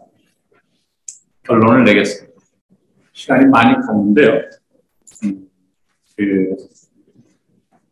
머리스타인이라고 하는 심리학자가 융의 영혼의 지도라고 하는 그 책에서 이런 얘기를 하고 있습니다. 제가 기업금 사상이라고 하는 융의 자서전을 읽었습니다만 융의 모든 저작물을 다 읽지 않았기 때문에 머리슈타인이 쓴 융의 영혼의 지도라는 책의 이 말을 머리슈타인이 책에서 본 것으로 말씀드릴 수밖에 없습니다. 뭐냐면 거기서 그렇게 얘기하고 있습니다. 융은 이렇게 말하고 있다. 지구는 하나의 끈에 매달려 있는데 그 끈의 이름은 영혼이다. 이렇게 얘기를 하면서 머리슈타인은 이 영혼이라는 끈이 끊어지면 지구가 멸망하잖아요. 우리의 삶의 조건인 지구가 멸망하니까 인류가 멸망하는 거 아닙니까? 그러니까 그 인류가 멸망하지 않도록 하려면 지구를 매달고 있는 끈인 이 영혼을 튼튼하게 하고 살찌우는 방법밖에 없지 않느냐. 그것이 인문학적 사유가 아니냐. 저는 그렇게 생각을 하고요. 미리엘 루카이저라고 하는 미국의 소설가가 있습니다. 요즘에 특이점이 온다라고 하는 인공지능에 대한 책이 아주 벽돌처럼 두꺼운 책이 있습니다. 한 1000페이지 정도 되는 거 있는데 하도 어려워가지고 한 70페이지쯤 지금 읽고 있는데 거기에 보면 미국의 소설가인 미리엘 루카이저라고 하는 소설가가 이런 말을 했다는 말이 거기 서문에 써 있습니다. 그러니까 이제 인공지능에 대한 얘기를 하고 있지만 그 저자는 이 미리엘 루카이저의 말도 중요하다고 생각해서 서문에 이렇게 써놓고 있는 것 같습니다. 세계는 원자로 이루어져 있는 것처럼 과학자들은 얘기하지만 이 세계는 원자로 이루어져 있고 원자의 구성에 의해서 이 세계가 이루어져 있다고 하지만 아니다. 이 세계는 이야기로 이루어져 있다. 이렇게 특이점이 온다는 인공지능의 세계를 파악하고 있는 책에서도 얘기하고 있습니다. 부족한 말씀 그냥 막 중구난방으로 우왕좌왕 말씀을 드렸습니다만 이번 시간을 계기로 해서 인문학이 여러분들에게 더 깊은 관심의 대상이 됐으면 좋겠고 저와 함께 같이 청주에 사시니까 저와 함께 인문학적 세계를 이해하는데 서로가 도움이 되는 그런 시간이 됐으면 좋겠다 이런 말씀을 드립니다. 말씀을 마치도록 하겠습니다.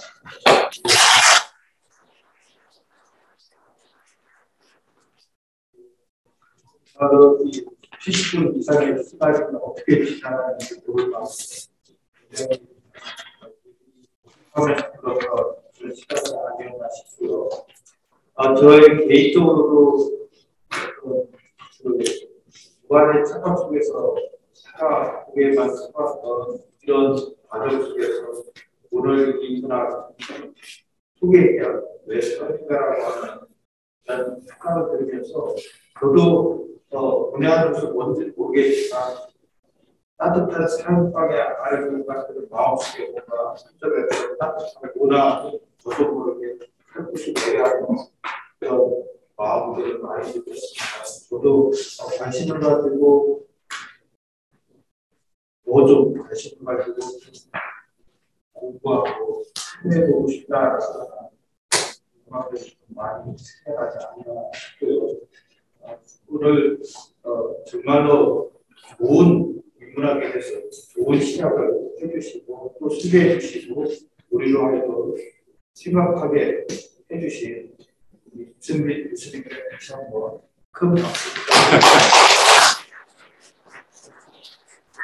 오늘 여러 가지 도입과 관련해서 말씀을 해주셨는데요. 근데 여러분들께서 그럼에도 불구하고 다양한 의문이나 질문 사항이 있으실 걸로 생각이 됩니다. 그래서 질의응답 시간을 갖도록 하고 또 필요하다면 같이 토론하는 시간을 갖도록 하겠습니다.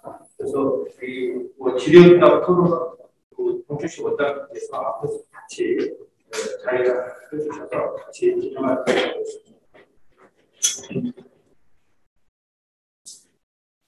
그리고 질의가 있으시거나 궁금한 사항이 있으신 분들은 프로 계신 분들은 저희들이 마이크를 드릴 테니까 바로 질문이나 아니면 그런 궁금하신 사항을 말씀해 주시고요. 또 온라인으로 참여해 주신 분들은 메시지를 온라인상에 질의사항이나 궁금한 사항을 올려주시면 그 내용을 강현자 교수님께, 김 교수님께 전달해서 답을 듣도록 하는 그런 방식으로 진행을 하도록 하겠습니다. 지금부터의 그런 진행은 우리 정주수 원장님께서 함께 해주시도록 하겠습니다. 네. 우리 첫 강의였습니다만 너무 생각하고 공부할 때 많은 시간이었습니다. 며칠 전에 제 선녀가 한 명 있는데 10살입니다. 걔하고 이렇게 기후위기에 대해서 서로 얘기 나누면서 큰일 났다. 그런 공감했는데 얘가 갑자기 그러는 거예요. 할아버지 저기 전혀 걱정할 거 없다. 왜 그래 했더니 자기네에서 풀면 곧 화성으로 가서 살 테니까 뭐 지구가 어떻게 되든 상관이 없다는 얘기죠. 그래서 제가 깜짝 놀랐습니다. 이게 어린애한테 이런 생각을 가지고 있다는 것은 어쩌면 얘가 스스로 생각했다기보다 보편적인 이런 생각들이 조금씩 이렇게 자라는 게 아닌가 생각이 들어서 너무 걱정스러워서 인문학이 정말 필요한 시대에 지금 우리가 살고 있구나라는 깨달음을 가졌습니다. 좀 전에 이승기 교수님께서 인문학의 출발점이 인간에 대한 자각에서 시작되는데 그 자각의 출발은 인간은 신과 달리 죽음 앞에 서는 인간, 그것이 죽을 권리를 가진 인간이 바로 저는 그 존재의 자각이고 여기서부터 인문학이 시작된다라고 말씀해 주셨습니다. 너무 거창한 화두이긴 하지만 우리가 피해갈 수 없는 것이고 그렇기 때문에 우리가 그 나머지 살아있는 시간에 철학도 해야 되고 사랑도 해야 되고 또 절망에서부터 희망을 가져야 되는 이런 것을 우리는 짐이라고 생각하지 않고 임 교수님은 그걸 권리라고 얘기하셨습니다. 아무튼 우리 짧은 시간입니다만 이런 시간이 참 좋은 이유가 임 교수님은 이런 걸 위해서 굉장히 많은 책도 보고 이렇게 하셨지만 우리 그 책 본 거를 다 이미 엑기스만 다 들었기 때문에 굉장히 짧은 공부를 아주 많이 한 겁니다. 근데 이제 이게 내게 들려면은 아마 이제 가셔서 책도 좀 더 많이 읽으시고 해서 좀 더 풍성한 자기 시간을 좋겠습니다. 오늘 말씀 나눈 것 중에 뭐 질문하실 것도 좋고 또 자기 의견을 얘기하셔도 좋습니다. 얘기하시고 계시면은 자신을 조금 소개해 주시고 이렇게 질의나 자기 의견을 말씀해 주시면 고맙겠습니다. 손을 들어 펴 계시면은 우리 마이크를 갖다 드리도록 하겠습니다. 네.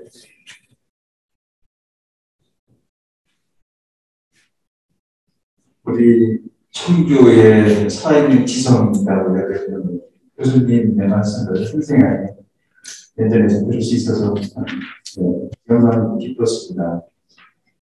인문학적인 소양을 쌓기 위해서는 후진을 양성하는 학교 교육이 토양이 마련돼야 한다고 저는 생각을 하고 있거든요.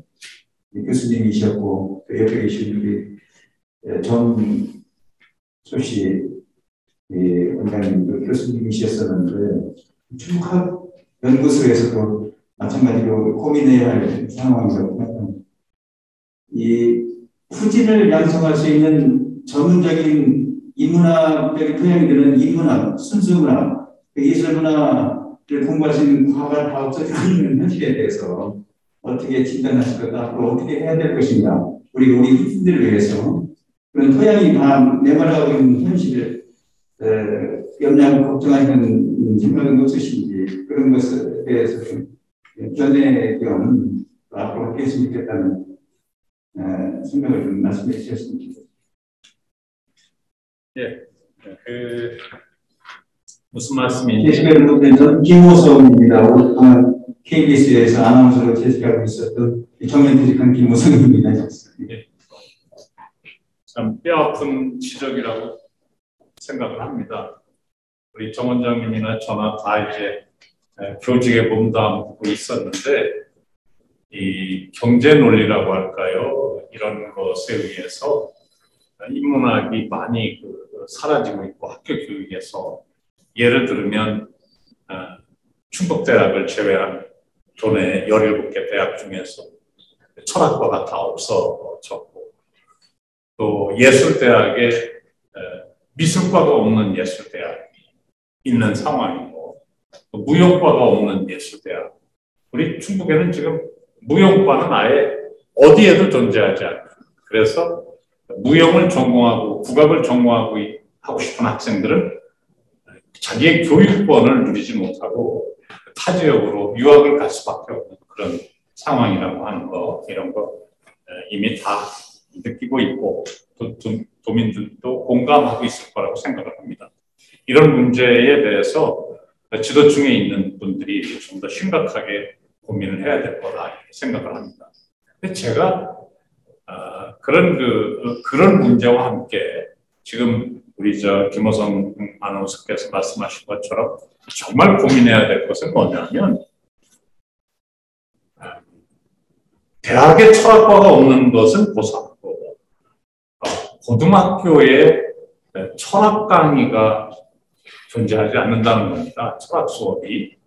그러다 보니까 학생들의 논리적 사유조차도 부족해서 사회나 기업에서도 논리적인 어필의 능력이 없고 상대를 존중하면서 이렇게 악유할 수 있는 능력이 없어서 많은 트러블이 발생하고 있다, 이렇게 이야기를 하고 있습니다. 유럽의 특히 프랑스 같은 경우는 이제 제가 프랑스 고등학교 철학 교재를 가지고 한 3년 동안 공부를 한 적이 있습니다만, 고등학교 철학 교재 번역한 것만 갖고도 제가 3년을 읽었습니다. 그렇게 아주 수준 높은 철학 교육이 유럽에서는 이루어지고 있고, 대학에 입학하기 위한 과목도 언어 능력이나 사유 능력을 테스트하는 것이 중심이 되는 그런 교육 구조를 가지고 있는데, 우리는 그런 것에 대해서 너무 무심한 것 같습니다. 만약에 제가 교육부 장관이 되거나 대통령이 된다면 고등학교 과정에 철학을 필수 과목으로 좀 듣고 싶은 생각이 있고, 그런 정치인들을 만나면 꼭 하고 싶은 얘기가 철학 강의를 좀 고등학교에서 개설했으면 좋겠다, 이런 얘기를 하고 싶은 것입니다. 이것은 질문이라기보다는 우리 김호성 씨께서 문제 제기고 그 문제를 우리가 전부 함께 심각하게 공유하자는 뜻으로 그런 질문을 던진 것으로 저는 생각을 합니다. 그래서 다 함께 그런 문제에 대해서 심각하게 공유하는 계기가 됐으면 좋겠고, 그런 제의를 해주신 김호성 씨 고맙다는 말씀드립니다. 네.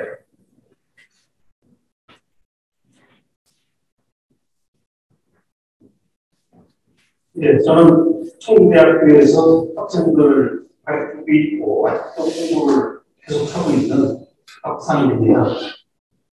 역사를 우리가 공부를 하고 있는데 오늘 많은 좋은 말씀 많이 들었고, 인간과 신의 어떤 다른 불안정성, 무한성, 굳이 무능, 제가 인간이라는 것을 다시 한번 확인하는 좋은 시간이었습니다. 그리고 죽음은 문명이 아니라 권리라고 하는 말씀을 아주 굉장히 좋은 말씀을 앞으로 더 생각해 볼 문제라고 이렇게 지키는 게 없고요.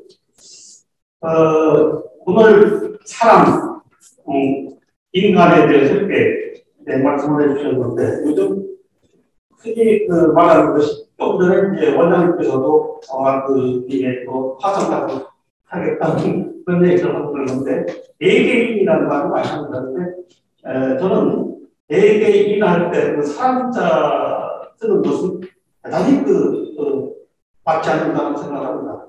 사람은 우주는 무한한 공간을 가지고 있습니다만, 사람은 유일하게 지구상에 있는 우리 인간만이 사람이지, 어떤 그 우주에 다른 행성에 생명체가 있다고 해도 4개의 생명체일 뿐이지 절대로 4개인은 아니다라고 저는 확고하게 그런 생각을 합니다. 태연자 선생님께서는 이제 그 사람에 대한 어원을 해석하실 때 삶에서 나왔다라고 해석을 하셨죠. 그래서 삶이 곧 사람이다. 라는데 많이 공감을 합니다. 근데 즉흥적으로 이제 생각이 나서 그냥 질문을 하나 드리겠습니다.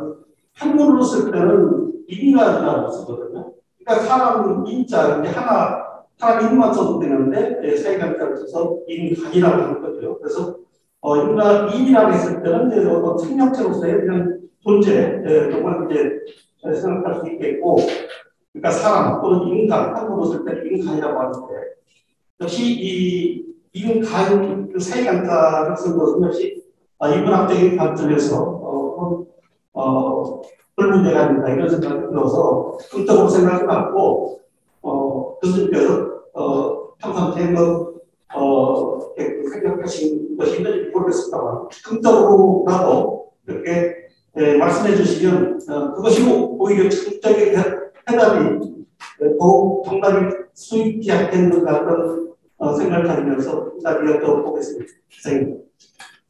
예, 그거 제가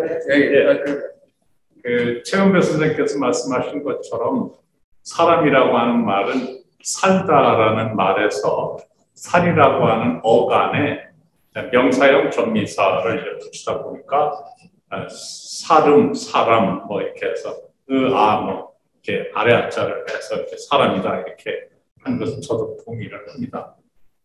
그리고 이제 인간이라고 할 때 사람이 아니고 사이간자를 쓴 것은 인간을 뭐 언어적 존재고 인간을 논리적 존재고 종교를 가지고 있는 신앙적 존재고 뭐 여러 가지로 이야기를 할 수 있습니다만 인간은 사회적 존재라고 이야기할 수 있기 때문에 그래서 우리 한국 사람들이 그 맨이라고 하는 것은 이제 사실은 메소포타미아 티그리스 강과 유프라테스 강이 있는 쪽에 이제 그 메소포타미아 문명 지역에서 처음에 이제 그 맨이라고 하는 게 붉은 사람이라는 뜻이거든요. 그래서 그 흙으로 거기 이제 강에 이제 물이 많이 내려오니까 흙이 많았을 거 아닙니까? 흙으로 만든 사람이 붉은 색을 가지고 있는 사람을 맨이라고 했다는 게 이제 그 수메르족 쪽에서 나온 말이라고 저는 알고 있습니다. 그것은 이제 그 배철현 교수가 쓴 그 인간의 위대한 여정이라고 하는 데서 이제 그런 얘기를 하고 있는데요. 지금 말씀하신 것처럼 그 말씀에 동의합니다. 그리고 이제 조금 아까 말씀하신 외계인이라고 할 수 없다는 말씀에도 저는 동의를 합니다.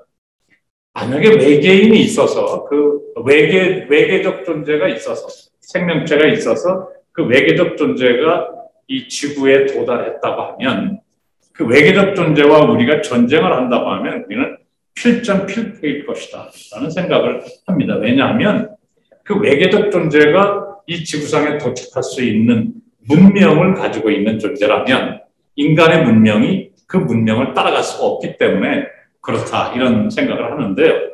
아직까지도 우리는 멀슈타인이 쓴 그 융의 영혼의 지도라고 하는 책에 보면 제가 조금 아까 말씀드린 것처럼 지구는 하나의 끈에 매달려 있다는 얘기가 앞부분에 나오고요. 중간쯤에 그 자아라는 나무가 있다. 그 나무까지 새가 날아와 앉는다. 그 새의 이름은 사유이다. 뭐 그런 이야기가 나오고 마지막 부분에 가면 또 어떤 얘기가 나오느냐 하면 인간은 아주 보잘것없는 존재이긴 하지만 인간은 의식적 존재이다. 이 우주와 이 세계를 의식하는 유일한 존재이다. 그런 이야기를 하고 있습니다. 그걸 보면 아직까지는 아직 외계적 존재가 아직 불분명하니까 아직까지는 인간이 이 세계를 의식하는 유일한 존재고 그런 측면에서 사르트르가 존재와 무에서 이야기하고 있는 것처럼 즉자와 대자라고 하는 개념이 있다면 의식되는 존재가 즉자고 의식하는 자가 대자라면 인간은 아직까지는 이 우주를 의식하는 유일한 대자가 아닌가 그런 생각을 하게 됩니다. 칼 세이건의 창백한 푸른 점이라고 하는 그 책을 보면 천체물리학이죠. 나사의 책임자였으니까. 뭡니까, 우주선 이름이 제가 생각, 보이저 1호와 2호를 쏘아 올린 칼 세이건이 보이저 1호를 쏘아 올려서 그것이 이제 태양계를 지금 벗어나고 있느냐, 벗어나고 있지 않느냐, 뭐 이런 얘기가 있습니다만, 그것을 이제 억지로 그 보이저호라는 것은 영원히 지구로 돌아오지 않는 인공위성입니다.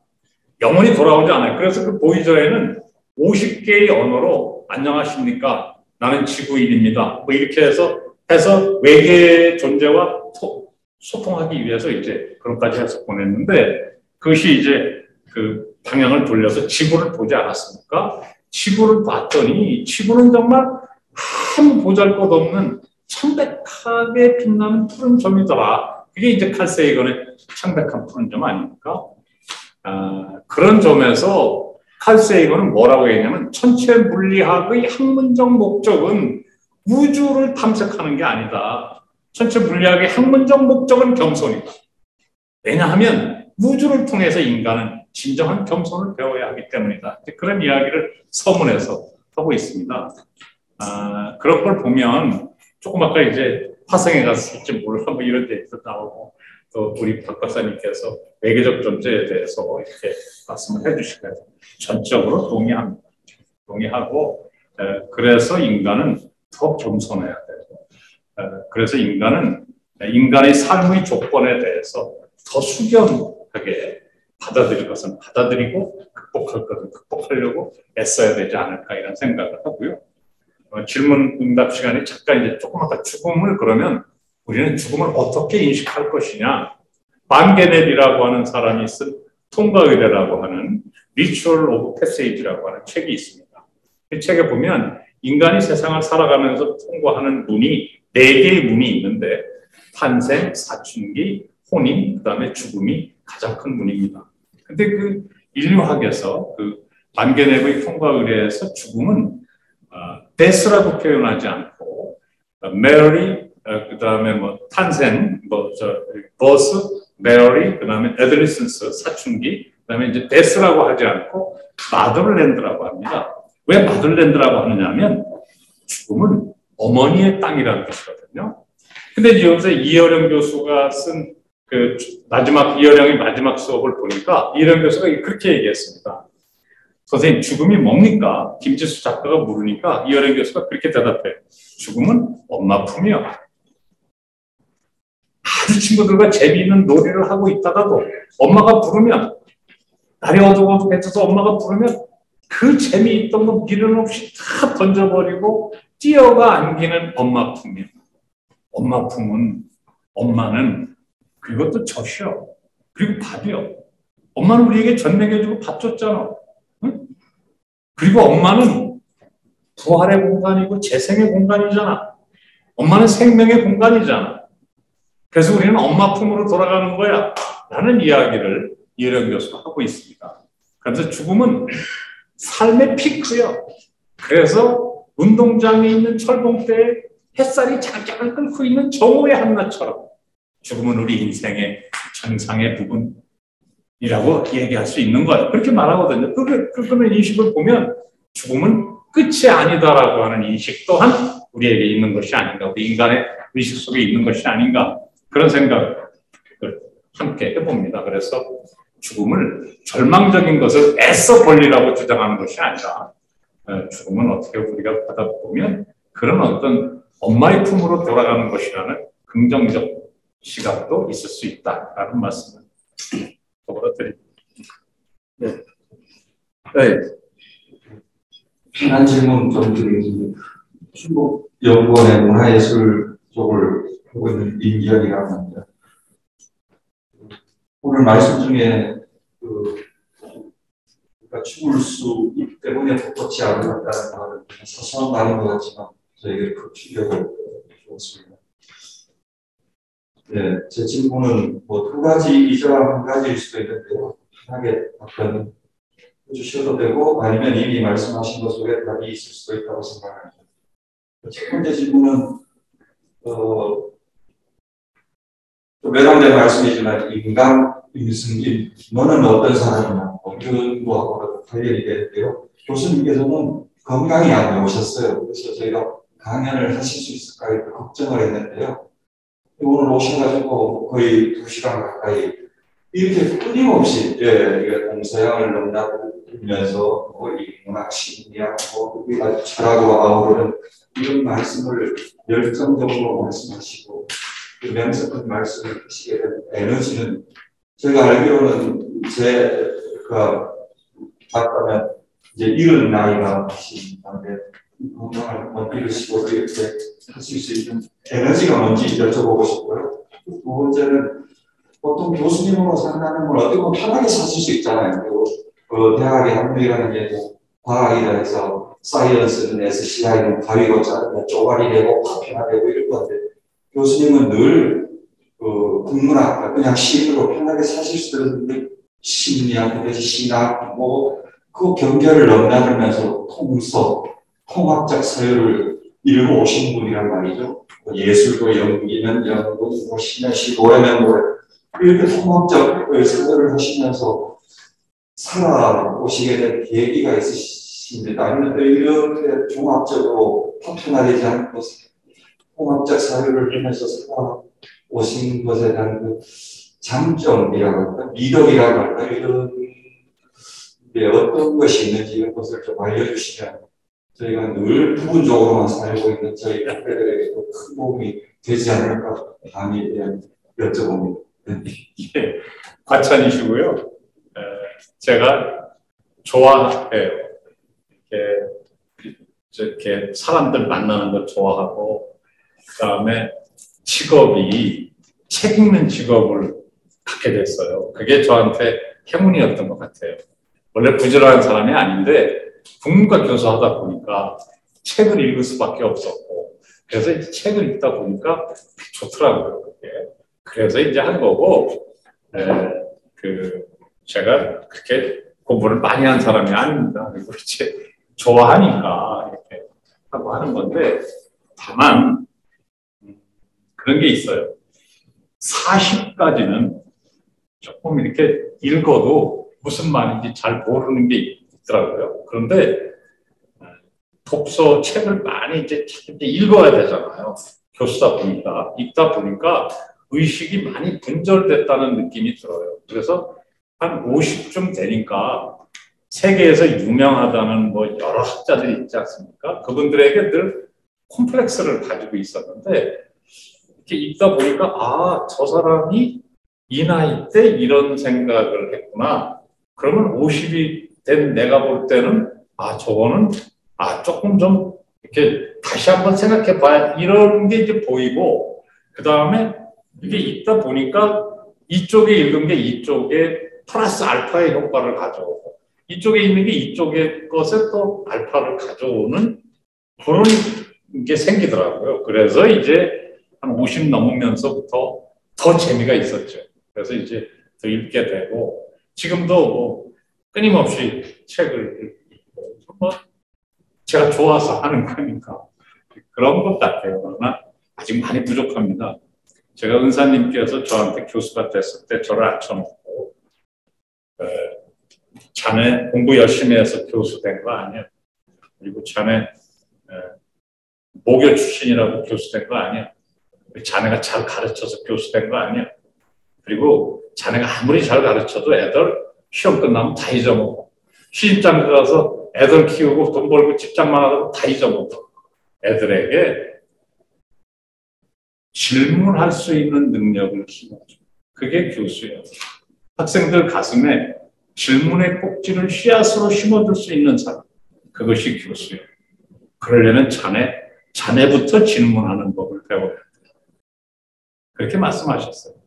그것이 저에게 큰 씨앗이 됐습니다. 우리 은사님께서 저를 믿고 저에게 교수직을 허락하셨고 그래서 학생들에게 질문하는 법을 가르치고 질문의 씨앗을 가슴속에 심어주는 사람이 되라는 그 질문이 그 말씀이 저에게 저 스스로에 대해서 질문할 수 있는 계기를 만들어 주신 것이 아닌가 그런 생각을 합니다.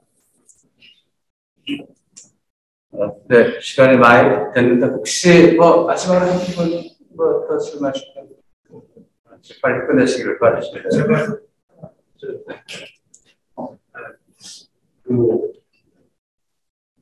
충북연구원이시죠. 그냥 저는 인문학 어떻게 보면 분야하는 거 잘 모르고 다만 저희 딸이 이제 예고 다니면서 한국화를 그리면서 문화예술 국제를 하고자 배우는 학생의 입장이기 때문에 이제 뭔가 관심도 가고 생각을 많이 하고 있습니다. 그래서 일단은 저는 이제 기본적으로 문화예술, 문학이라고 하는 것이 아까 이제 말씀하셨잖아요. 사랑이라는 것은 희생, 그 말씀도 하셨고, 또는 인문학, 문학, 예술을 하시는 분들 입장에서 보면 나의 다리를 긋는 것인가, 남의 다리를 긋는 것인가. 이 기본적인 이런 생각도 제가 언뜻 들은 겁니다. 과연 어느 관점에서 문화예술을 하시는 분들은 하실까? 그리고 남을 위해서 그렇게 하는 부분도 사랑이 내 희생이 될 수 있지 않나. 저는 문화예술 하시는 분들을 보면서 그런 관점도 들어요. 사람을 실천하기 위한 내 희생이 있는 것이 아닐까. 또 맥락이라고 하시는 것도 저에도 굉장히 와닿는 부분이 있는데 지금은 스킬만 가진다라고 생각이 들고 공급도 되지만 그 문화예술, 인문학을 수요하는 수요자 입장에서 제공되는 모든 내용들은 대상적인 거 아닌가. 그래서 수요자 입장에서 그 맥락을 이해하도록 하는 그런 문화예술의 공급, 인프라가 얼마나 빨려져 있을까.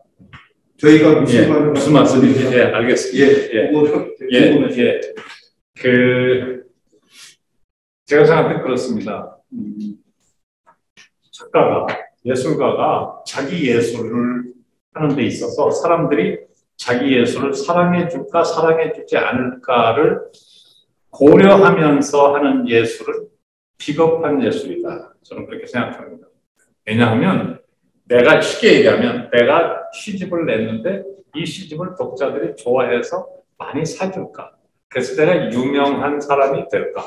그래서 내가 인세도 많이 받을까? 이것은 비겁한 거다. 저는 그렇게 생각합니다. 독자들이 또는 예술을 향유하는 사람들이 예술을 좋아할 거냐 좋아하지 않을 거냐 사줄 거냐 안 사줄 거냐는 고민하지 말았으면 좋겠다는 것이고요. 또 하나 두 번째는 문화와 예술을 혼동하고 있습니다. 우리 사회가. 문화는 이미 가치가 인정된 것이 보편화된 것이 문화고요. 예술이라고 하는 것은 지금까지 존재하지 않던 것을 새롭게 만들어내는 것이 예술입니다. 그러므로 예술적인 창조는 이 세계의 어느 누구도 이해할 수 없고 느낄 수 없고 첫번에 알 수 없는 겁니다. 그렇기 때문에 독자도 있을 수가 없어요. 왜냐하면 내가 창조한 건 누가 이미 알고 있거나 그걸 금방 알아본다면 창조가 아니죠. 그래서 예술은, 그래서 또 감동은 사람들이 많이 그래요. 공감에 의해서 마음의 물결이 일어나는 걸 감동이라고 한다. 그거 아니다.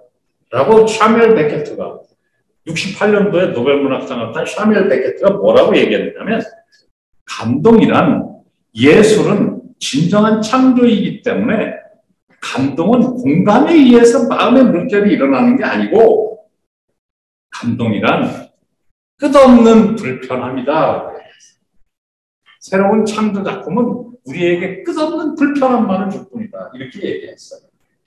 그러면 이제 지금 자제분께서 예술을 한다니까 그 예술을 하는 자세는 무엇이어야 하느냐 하면 마르셀 디샹이 남자 소변기를 갖다 놓고서 샌이라고 써놨지 않습니까? 또 로댕이 아카데미 미술 전시회에 코가 깨진 얼굴이라는 조각을 갖다 내놨더니 이게 무슨 작품이 하고 바꾸시키지 않았습니까? 모네나 빈센트 반 고흐나 이런 사람들이 인상파 화가의 작품을 아카데미 미술에서 거부하지 않았습니까? 왜냐하면 지금까지 없던 새로운 창조이기 때문이거든요. 그래서 예술이라고 하는 것은 창조지 문화가 아니다라고 하는 것, 그다음에 언제나 자기만의 것을 추구하는 정신을 길러주는 것. 그리고 끝없이 질문하게 하는 것. 의문을 갖게 하는 것. 그것을 자들분에게 얘기했고, 네 작품을 아무도 이해할 수 없다고 해서, 이해해주지 않는다고 해서 절망하지 않았다라고 빈센트 반 고흐의 동생 테오처럼 옆에서 부모님이 주변 사람들이 끝없이 그가 좋은 창조를 이뤄낼 수 있도록 믿고 격려하고 하는 것이 좋은 예술가를 키우는 방법이다. 저는 그렇게 생각합니다. 감사합니다. 사실 이런 모임은 밤을 새서 끊임없이 얘기가 주고받아야 되는데 시간이 다 된 게 너무 아쉽습니다. 아까 임 교수님께서 저는 이제 결론적인 말씀을 하나 해주셨는데 결국 우리가 인문학을 해야 되는 이유는 또 젊은 사람들한테도 필요한 이유는 질문하는 능력을 키워주는 거라고 생각이 듭니다. 근데 문제는 의문을 가져야지 질문을 할 수 있고 질문을 하면 그 질문에 대한 해답을 찾기 위해서 정말 뼈를 깎는 노력을 해야지 기분을 조금의 아주 그냥 이 작은 실마리를 찾는 그 과정이 저는 인문학을 해야 되는 이런 이유라고 생각이 듭니다. 저희 시대는 담론이 실종된 사회라고 저는 생각합니다. 궁극적 질문이 다 사라졌고요. 그냥 피상적으로 어떻게 편리하게 살 것인가 이 문제에 집중하는 사회가 되면서 우리가 정말 던져야 될 질문들이 많이 없어질 것 같은데 오늘 우리가 짧은 시간이지만 이런 생각들을 많이 가지게 되는 시간이었습니다. 지금까지 함께해 주신 우리 참석자들 또 줌으로 참석합니다. 오늘 첫 강연을 마치고 우리 2회 때는 이 아침에서 다시 뵙도록 하겠습니다. 감사합니다.